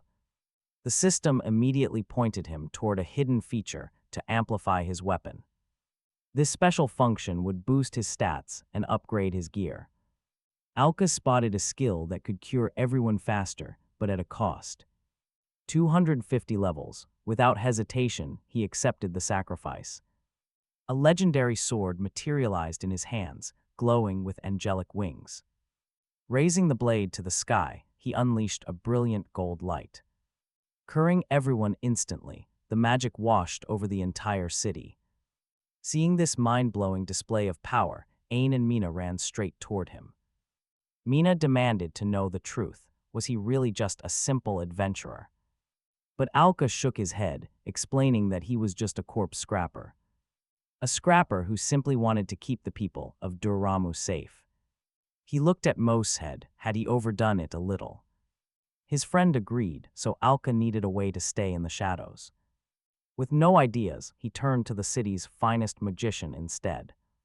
He begged Mina to help him cover up his heroic deeds.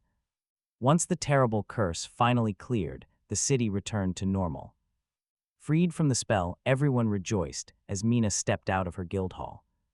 She was instantly recognized as the hero, the Golden Saint of Doramo. Before this, Alka convinced the beautiful magician to take all the credit. He wanted her to tell the guild that she was the one who saved them. She hated the idea of lying on an official guild report, but she agreed. She did it as a massive thank you to Alka for saving her entire home.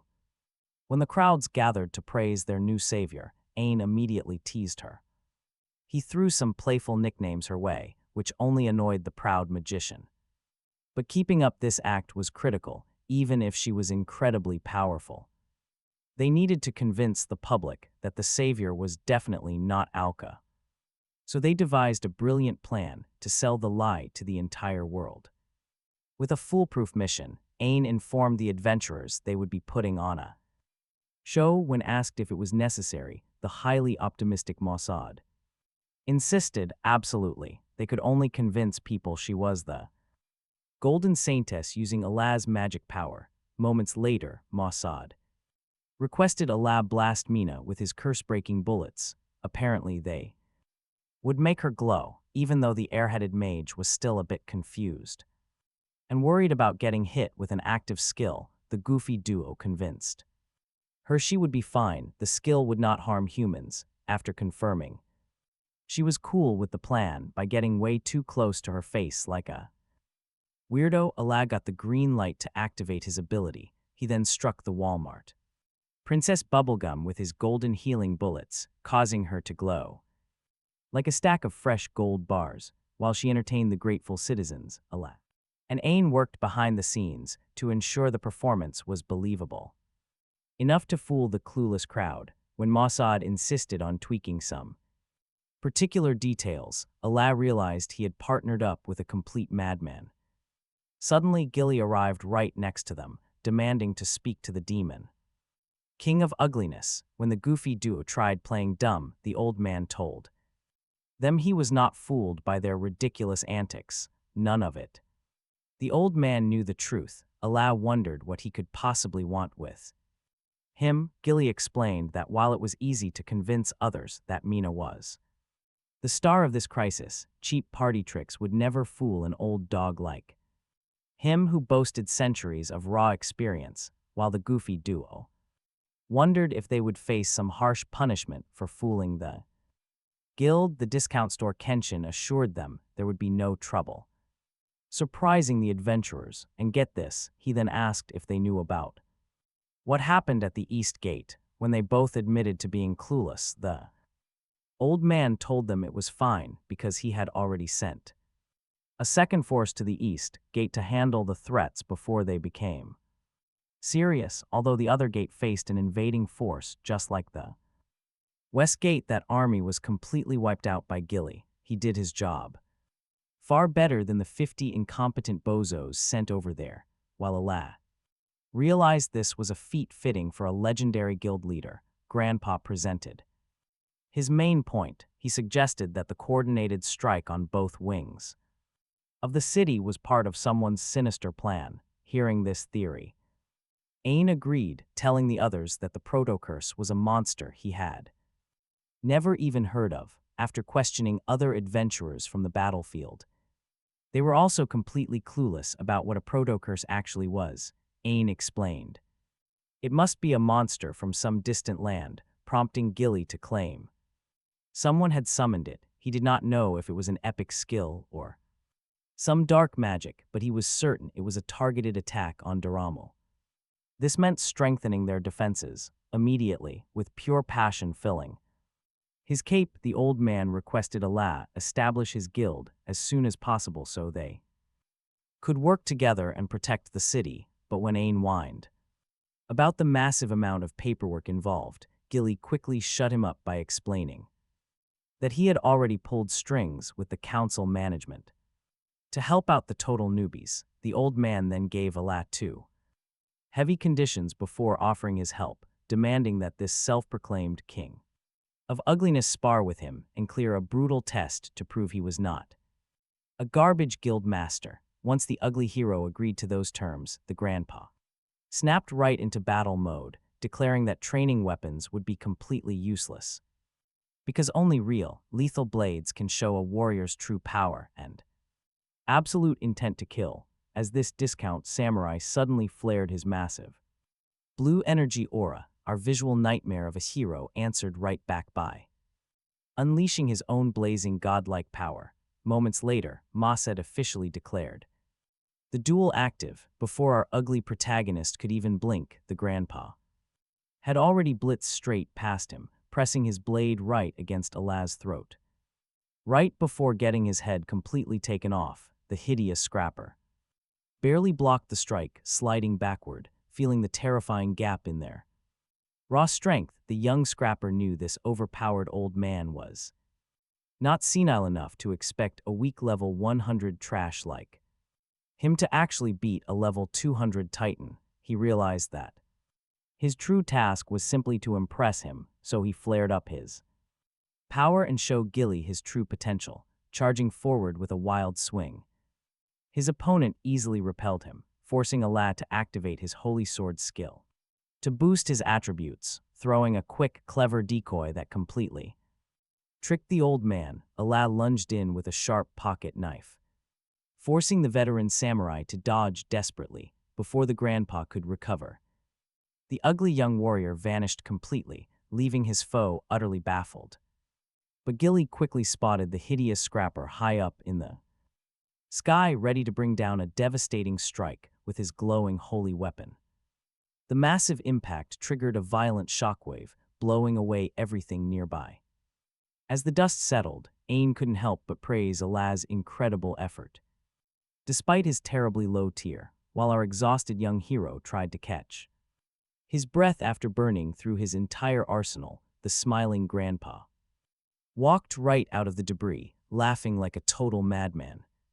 He praised Allah for almost ending his long, boring life, officially recognizing the corpse scrapper as a true warrior, but then Gilly prepared a final devastating blow to end the test, but suddenly the young scrapper felt a heavy, chilling wave of bloodlust, shocking even Masud, who immediately knew what was coming next, activating his terrifying demon transformation skill. Gilly warned the kid to brace himself immediately, because his life would end in 15 seconds flat.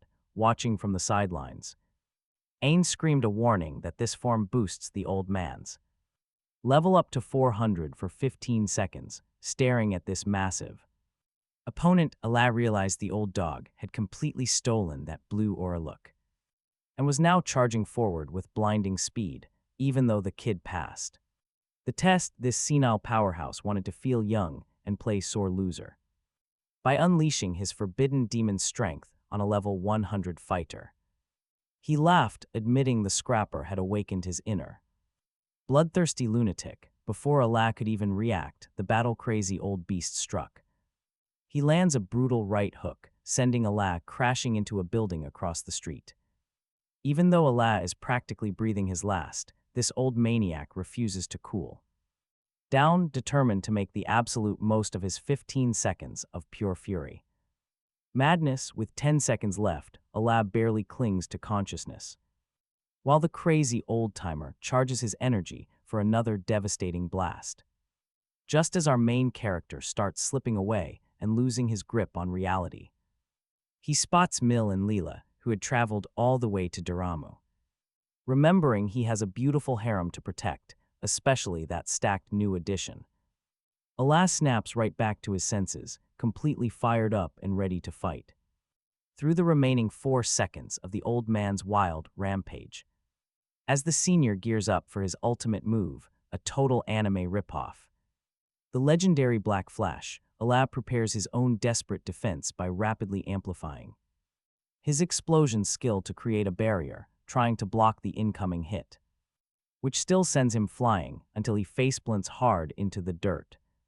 Barely clinging to life, he begs the system for a skill to recover his thrown sword, even though the system warns him not to exchange levels. Due to the massive gap in power, Allah refuses, sacrificing 90% of his hard-earned levels to buy weapon retrieval and fix his broken gear. Demoted back to a trash level 10 adventurer, he stands his ground anyway, baiting the crazy old-timer to bring it on, looking like Jon Snow in battle. Unfortunately for our suicidal main character, he immediately collapses face first from sheer exhaustion, just as the grandpa's 15 minutes of absolute madness finally runs out, bringing a peaceful end to the clash.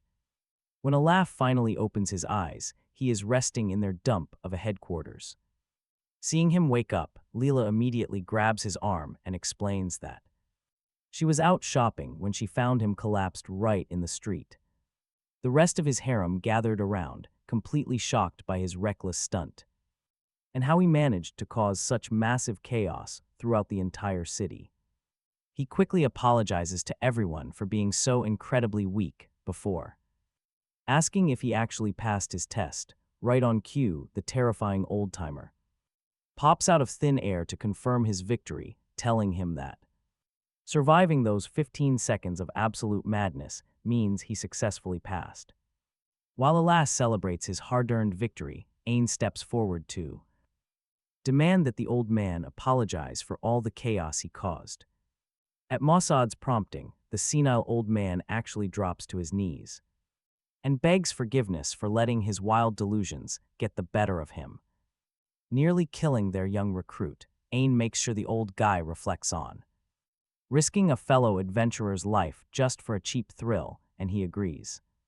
With the first trial officially wrapped up, he tells our hero that once he is fully healed, a second trial awaits to complete his promotion to Guildmaster. Allah asks if it is some high-level hunt, and the old man confirms it, pointing him toward a dangerous subterranean ruin right outside the city known as the Ancient Witch's Atelier. As Mina clarifies the location, the old man continues explaining to the party that this ancient witch's lair has since been completely overrun by terrifying monsters. Alka asked what monster he was hunting for this subjugation and was told that its true nature remained a mystery. Stepping up to the old man, Mana explained that the magical energy inside the cave was highly unstable, causing the creation of frenzied monsters that kept attacking merchant caravans along the road.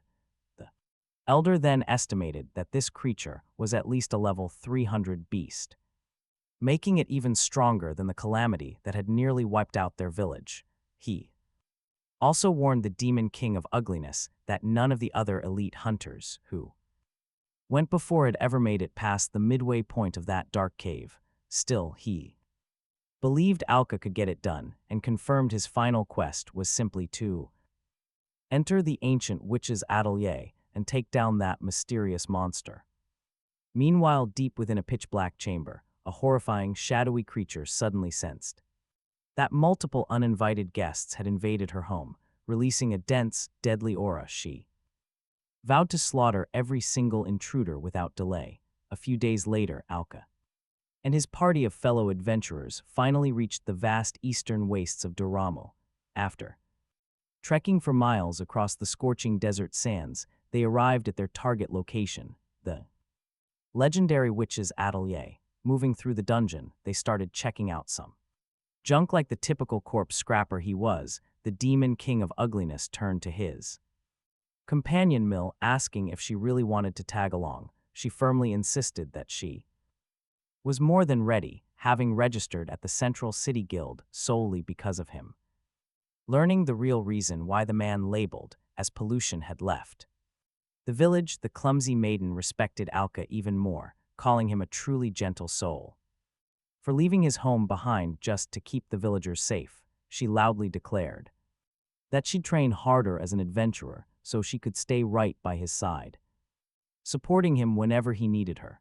Alka, however, kept insisting that this witch's atelier was far too dangerous for a low-level rookie like her, but she quickly reminded him that he was merely a level 10 weakling when he unlocked that handy level drain skill to make up for his own shortcomings. Mill then proudly explained that she possessed an incredibly rare, unique epic skill, meaning she had to take big risks to become stronger. Before he could voice another single complaint, she playfully charmed him and made him promise to shield her from any danger ahead. Talk about manipulative. Once the party finished scouting the area, they descended into the first dark layer of the ancient, unsettling atelier, right as Mana warned the group that the surrounding magical energy inside this place felt almost divine. Ain urgently pointed out that they needed to boost Alka's level immediately, because facing a level 300 monster right now would mean getting completely wiped out in a second. They had originally hoped to farm experience in the wilderness outside the city. However, their fierce battle with the mutated spider had terrified and scattered all nearby prey. Suddenly, a heavy clinking of solid metal echoed nearby, revealing a massive vanguard golem, which seemed like an ideal target to help the Demon King of Ugliness level up. The plan was simple. While the rest of the party wore down the enemy, Alka would strike the final blow, stealing the experience points for an easy level boost. Suddenly, the beast collapsed heavily, startling Alka, who panicked and thought his companions had been crushed. But before he could call himself useless, Ain quickly assured his panicked friend he was perfectly fine, reminding him that their frontline vanguard was not some weak, second-rate fighter. With blinding speed, he slammed the giant golem flat, giving Mana the perfect chance to unleash a spell that tore through its. The vanguard's arm fell, the monster weakened, and Allah charged right in. He aimed to kill, but before anyone could react, the beast transformed. It reshaped its massive body and charged straight at the ugly demon lord. Just level 1 trash, the beast rolled fast toward its helpless target. Seeing the danger, Neil locked in, time to use her epic skill. She activated her flash step, rushing toward the rolling, destructive machine. It was about to crush Allah, but Neil closed the distance fast. Lightning Fang, her powerful strike sent her flying backward to safety. Allah thanked the clumsy girl for saving him, then stepped right up. He trash-talked the beast like he was not just level 10 garbage. The monster fell for the bait. It began hopping around in rage. Swings missed wildly. It desperately tried to crush the ugly demon lord. While Allah wondered how to win, Mina cast a quick binding spell.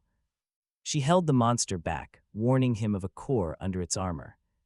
How to break through, Ain stepped in, telling Allah to move aside.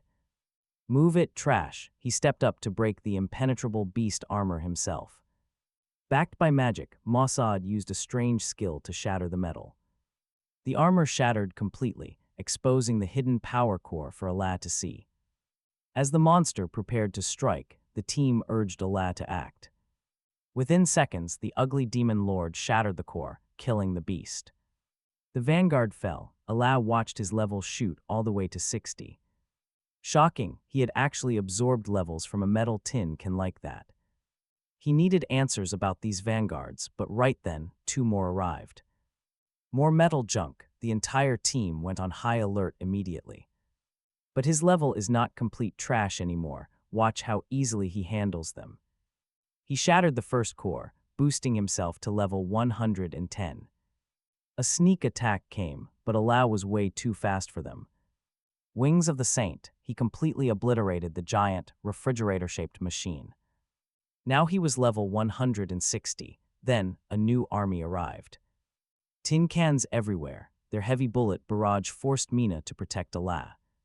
Mechanical soldiers completely surrounded the party, opening fire from all directions. Total chaos, this endless rain of bullets put them in a tight spot. As the brigade unleashed hell, the discount princess Bubblegum raised her shield. She blocked the blast, warning the others she could not hold forever. The machines doubled their fire. The situation grew more desperate by the second.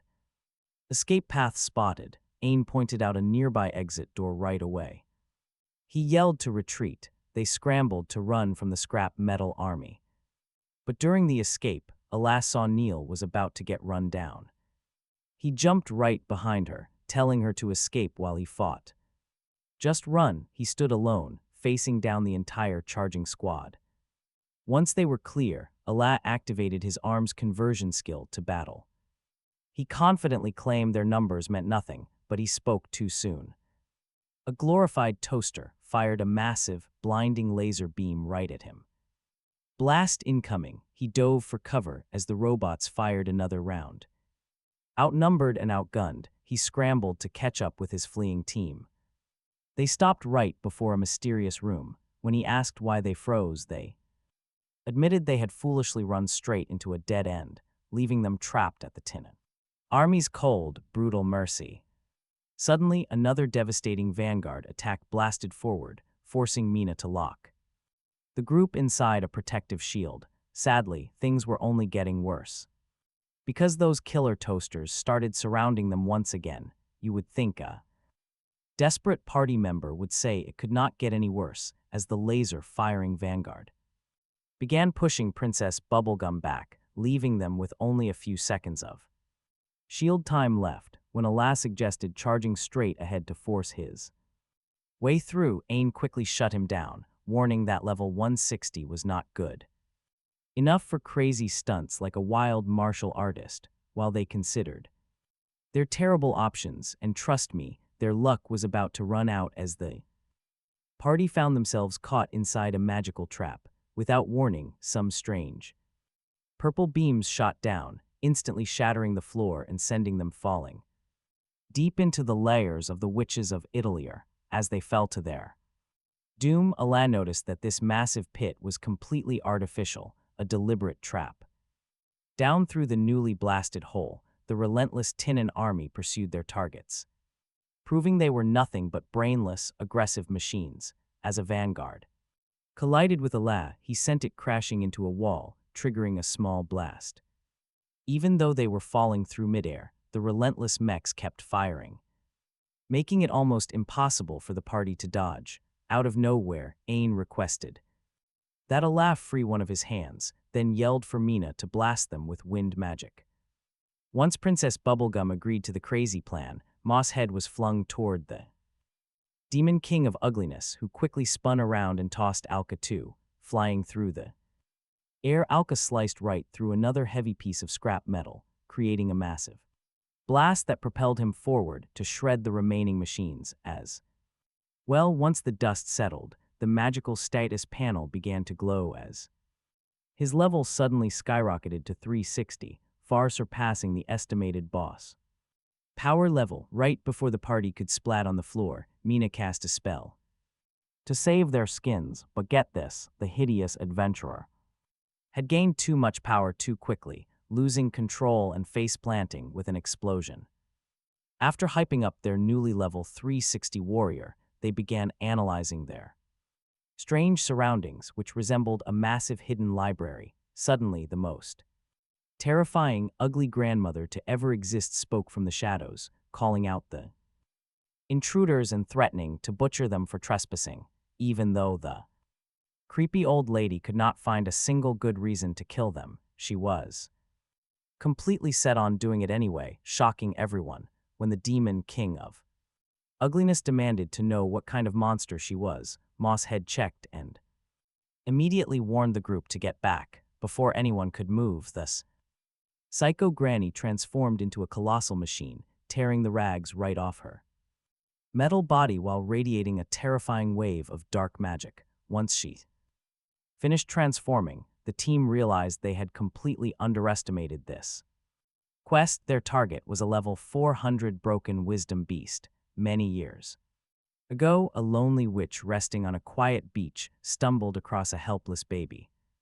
She was convinced her only remaining purpose in this world was to wander endlessly, to master even greater magic. Honestly, she knew next to nothing about human lives, but she understood one thing perfectly: those parents had heartlessly abandoned their own baby. But even as the baby wept, the old witch still took him in, naming the boy Maramo, a name destined to bring endless joy. Flash forward to the atelier that Psycho Granny charges right at the adventurers, forcing Ala back. Bizarre Machine's fists glow bright blue and red, prompting Ala to swing his blade, but the Psycho Granny instantly erupts a pit of scorching flame from the floor, stopping him cold. As she fires a blue blast from her right fist, the frontline hero barely dodges. But she keeps firing, unleashing a devastating elemental assault, spamming everyone with a barrage of ninja-like kunai knives. Mina's sturdy shield manages to block the onslaught, but the beast summons a bizarre purple worm out of nowhere, which completely shatters the shield, leaving them wide open. Just then, the freak draws a massive katana, forcing both Ala and Ain to block the strike together with their blades. This thing is pure nightmare fuel, and the party is seriously struggling to hold her off. From the sidelines, Princess Bubblegum wonders how such an abomination controls high-level magic so easily. That's when Ain reveals the tragic history of an old witch from 10 years back, a master of multiple elements. While records say she died of old age, the party realizes something far worse. She must have used dark magic to cheat death, mutating into this horrific abomination standing before them. Once the dual swordsmen managed to shove the Psycho Granny back, Ala asks if she was always this insane. Apparently, locals just thought she was eccentric, but never violent. She lost her sanity during soul transfer, turning her into the mindless, relentless killer they are desperately fighting right now.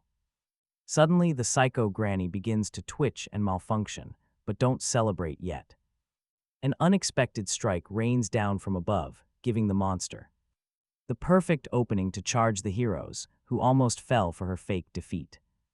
Talk about a dirty trick. 18 years ago, a young Mimu built a complex machine called an automaton. When the old witch asked about her weird hobby, the little girl explained she could never match the grandma's raw magical talent. So she decided to master technology to level the playing field. The old woman assured her that with enough study, she would get there. But Mimu refused, flatly stating she had zero interest in growing up to be a lonely old crone living deep in the woods. That hit a little close to home, but the grandma didn't get angry. Instead, she encouraged the girl to carve out her own unique path. Fast forward a few years, as the old witch's health rapidly declines, she gently warns Mimu that her time is finally running out. This devastates the young inventor, who was desperately trying to perfect a soul transfer machine to save her beloved master, but she ran out of time. Through her tears, the dying witch assures her that her creations were meant for greatness, not just clinging to a dying life. She told the girl not to mourn. There was a bright, beautiful future ahead.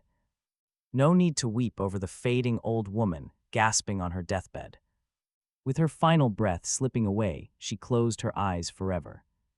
Mimu was left completely alone, no guardian, no protection. Back in the cave, chaos erupted as the monster shattered everything in sight. Before it could crush the helpless girl, Alka moved. Taking the brutal impact head-on, he went flying, shielding her body. Mina screamed out in absolute terror, hoping against hope he was alive. Alka growled to watch her own back. The beast was turning. A heavy fist sent her crashing away, right before it targeted Moss' head. He managed to dodge the first wild strikes, but then his focus slipped. A savage roundhouse kick caught him square in the jaw, sending him airborne. If he did not act now, the entire party would die. Standing tall, Alka taunted the hideous machine to draw its deadly focus. He managed to land a solid strike, but it did not even flinch. The monster countered brutally, forcing the corpse scraper back in confusion. Suddenly, the metal monstrosity began ripping itself apart. It turned into a blazing ball of scrap metal, completely out of control. Against a mindless berserker, Alka had almost no room to maneuver. As iron punches closed in, more dungeon monsters spawned, perfect timing. This was the exact saving grace the corpse scraper needed. He sliced through the metal horde, boosting his level to 560. Now stronger than the mad puppet, he turned to his system. He needed a crowd control skill, something to freeze this beast. The system offered a binding spell, costing 150 levels. He bought it instantly, dropping to level 410, still monstrously powerful. Seizing the upper hand, he flared his aura, declaring the end of the battle. Before the steel beast could strike, Alka initiated the ability. Heavy binds pierced the mechanical shell, tearing its metal plating. 10 years ago, Marimo had cast a forbidden magic trick. She sealed the dying old woman's soul inside this very puppet. Though the dark spell sacrificed her own soul, Mimu was happy. She only wanted her master to live on, but back in the present. The old memories surged inside the puppet, overpowering the binding spell. It began tearing through the iron spikes, ignoring the self-damage. The automaton ripped itself free, shocking the corpse scraper. Gritting his teeth, Alka gathered his power to recast the binds. He pinned the roaring beast, which still hungered for their blood. Alka demanded to know why she was so obsessed with killing them. The question triggered an existential error, sparking heavy system glitches. Desperate, the puppet thrashed wildly to break the chains again. But the corpse scraper moved like lightning, unleashing a devastating slash. In her final moments, the fading soul remembered her true purpose. With her dying breath, the master whispered Mimu's name, wishing for her return. As the spark of life faded, Alka stood silently over the broken metal. It released a mysterious glow that vanished into a hidden door. As he went to check it out, the system warned him about the upcoming level absorption. It was about to go down, unfortunately for our demon king of ugliness. Once those 400 levels boosted him to 810, his mind completely shattered, sending him crashing to the ground in pure agony. He struggled to stand. But his physical form just kept collapsing. The system quickly explained that this was the direct consequence of absorbing way too many levels at once. His armor urged him to use the special storage feature to stash some levels and stop the collapse. But Alka was in way too much pain to understand a single word. He could not process the alerts, even though his armor could not automatically move those levels without Alka explicitly wanting to do so. His friend power of friendship came through in the clutch, forcing the system to make a rare exception and store those 400 levels safely. Once the transfer was fully complete, Alka started flashing with a brilliant golden light right before he slumped onto the ground like an old rag. Later, he asked the system if it had saved his life. His armor denied it, credit going entirely to his massive plot armor. Confused by that, the demon king of ugliness asked what this special storage even meant. The armor explained it was a unique space designed to stash his extra levels, keeping him safe from painful overloads like the one he just endured. Looking over the skill, the corpse Scrapper realized he could use this to hide his true strength in the city, keeping him from drawing unwanted attention. He also realized he needed to train his body to handle massive level jumps, making this storage system absolutely perfect. Right then, the rest of his crew rushed over, asking if he was okay. After that intense fight, once he made sure everyone was safe and unharmed, the demon king of ugliness pointed out the secret door he had just discovered, prompting the group to investigate. Sensing that their work here was not done, they cautiously opened it, and what they saw inside was completely unexpected. They stepped into a lush, vibrant meadow. As the group stood admiring the beautiful scenery, Mills spotted a small cottage nearby. Out of nowhere, a mysterious figure crashed right through the cottage roof, landing right in front of them. In a perfect superhero pose, this strange, talking hunk of metal begged them not to get violent, even though it literally had a giant sword for a hand. It looked like a cheap pirate. The strange machine immediately apologized to them for being so rude, calling them its savior and thanking them for their help. Then it revealed it was actually that useless old witch they fought in the outer area of the Itlier, leaving everyone stunned as they tried to wrap their heads around its calm attitude. The metal bucket explained its old body had been breaking down, causing it to lose control. The group finally understood what had happened. They then asked why she was not using another high-end body, but the Tinkin said only this prototype remained. Strangely, her recent defeat had activated a dark, forbidden spell that no sane magic user would ever touch. This specific curse forced her soul to jump from body to body in this hidden atelier, making it completely impossible to die. Curious about this, Princess Bubblegum asked why she could not just undo inside her mechanical body. The witch explained this curse couldn't be broken by any third party who didn't cast it, after telling the group that the spell was actually cast by her own disciple, Mimu, who couldn't accept that her beloved master was dying. The witch promised she would find Mimu. She would teach her a proper lesson. Unfortunately, this clueless apprentice was the least of their worries. She didn't even know how to control dark magic. The old witch revealed that her disciple had been tricked by a mysterious man who taught her forbidden magic in exchange for an army of deadly automatons. Right as she spoke his name, the wizard in question, Valmo, appeared out of thin air like a cheap parlor trick. He began to praise himself like a total narcissist. He bragged about his special forbidden magic, claiming he was blessed by an evil god. When the show ended, this clown was confronted by the angry old witch. She demanded to know what he was doing in her workshop, after she promised she would pay him back for Stealing her apprentice to build a junk army, the annoying wizard decided to give her a first-hand demonstration of what his metal puppets could do, summoning his entire army into the meadow, with the cheap metal scraps surrounding them. Valmo finally got to the point, asking the old witch to let him end her miserable existence, once she confirmed that this smug wizard wanted her dead. The old witch asked if he was the one controlling her forbidden magic, and Valmo happily confirmed it. He explained that he convinced Mimu to cast the spell, but he was the one who actually initiated it, making him the true controller. Hearing this crucial piece of news, the old witch powered up, realizing this arrogant fool was the only one who could kill her.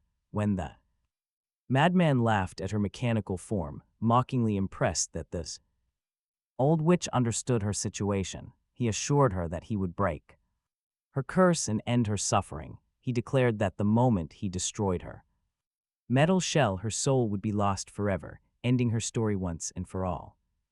But when the mechanical witch asked why the wizard was only now coming after her, Valmo simply admitted that he originally didn't care at all about her existence, but with his new master plan officially underway, he couldn't leave any loose ends, especially not one of the most powerful witches alive. He warned that a river of blood would soon flow through the grand city of Duramu, and he didn't want any self-proclaimed witch hero getting in his way. Hearing this, Allah confirmed that this absolute clown was indeed his enemy. A fire ignited in his heart, gathering all his energy. The warrior slashed his sword directly at Valmo, forcing the wizard to block with his staff. With pure rage in his eyes, Allah declared that if the annoying clown intended on hurting the people of Duramu, he would stop him at all costs. When Valmo realized that Alka was also an incredibly powerful adventurer, he just laughed, highly amused to find another high-level threat lurking in the city. In an instant, the wizard turned the tables on Allah and brutally punched him to the ground, calling him a pathetic weakling who posed zero threat. As he threatened to end the fallen warrior's life without even using his forbidden magic, the rest of the party stepped up to defend their friend. The jester mocked them, insisting they weren't completely useless, even though their last glorious action was 30 chapters ago, finally cornered by a bunch of weak fry enemies. The level 500 magician chose to retreat, refusing to delay his grand ritual. Stepping into his magic circle, the tedious clown warned the heroes that if they actually cared about the city, they should head back immediately. Blasting away faster than a souped-up race car, the wizard vanished, leaving the heroes completely stunned.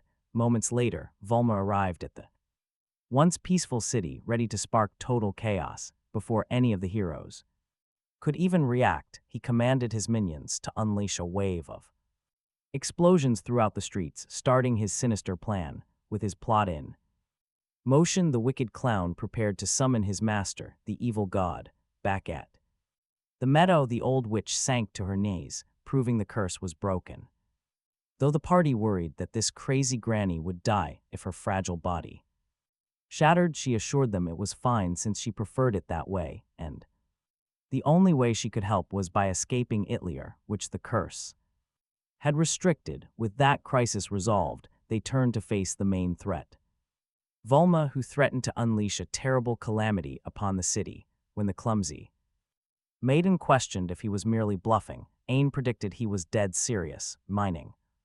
They had to rush back to the city immediately. As the group wondered how they could cross such a massive distance in time, the crazy old witch felt deeply insulted, proudly reminding them of her legendary magic. She then conjured a portal to grant them instant access to Duramu. Meanwhile, inside the city, the forbidden ritual had already begun as Volma's chaotic army brutally attacked the citizens with their strange, dark magic. Inside her home, Leela suddenly noticed something was horribly wrong. Glancing up at the sky, now a creepy shade of purple, suddenly one of the wizard's fighters materialized before her, casting a spell on the defenseless girl. The magician prepared to claim another victim for the ritual. Just before the strike connected, a sudden blast of pure mana arrived, blasting the enemy magician straight into a building, though the attack nearly hit.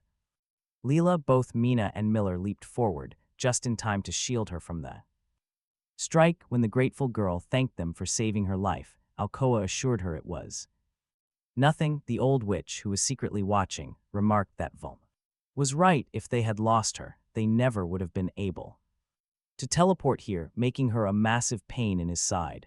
After confirming they were all allies, they prepared to strike back against the jester, who had already begun his ruthless rampage. Meanwhile, right in the center of the city, Walmart Kenshin sliced effortlessly through the wizard's minions, calling them absolute fools for believing they could slaughter innocent citizens without facing consequences. He urged the survivors he rescued to run to the guild quarters for safety before analyzing the remaining enemies, who were nothing more than useless cannon fodder. Once he realized they were just mindless script puppets, the arrogant clown finally showed himself, annoying the old warrior, who instantly recognized him as the real threat. Once Volma proudly introduced himself, he revealed he was executing a massive ritual powered by human sorrow and deep despair to successfully summon his dark god. Upon hearing the clown's plans, Gilly asked if he was behind the curse,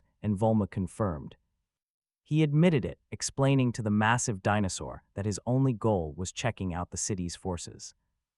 Then he thanked the grandpa for letting him assess Damu, only to realize something wild. No adventurer was stronger, but despite being warned about the insane gap, our Walmart Kenshin refused to stand down, choosing to fight instead. He went full demon. That inner psychopath was finally coming out to play. The unfunny jester mocked his new power, saying it still wasn't enough. Gilly just smiled, explaining he only needed 15 seconds to hold out until backup arrived. Right. Then the legendary Manhwa panel pollution arrived, boosting his level to 600 using his storage, leaving him one strike away from turning that clown into a Dullahan.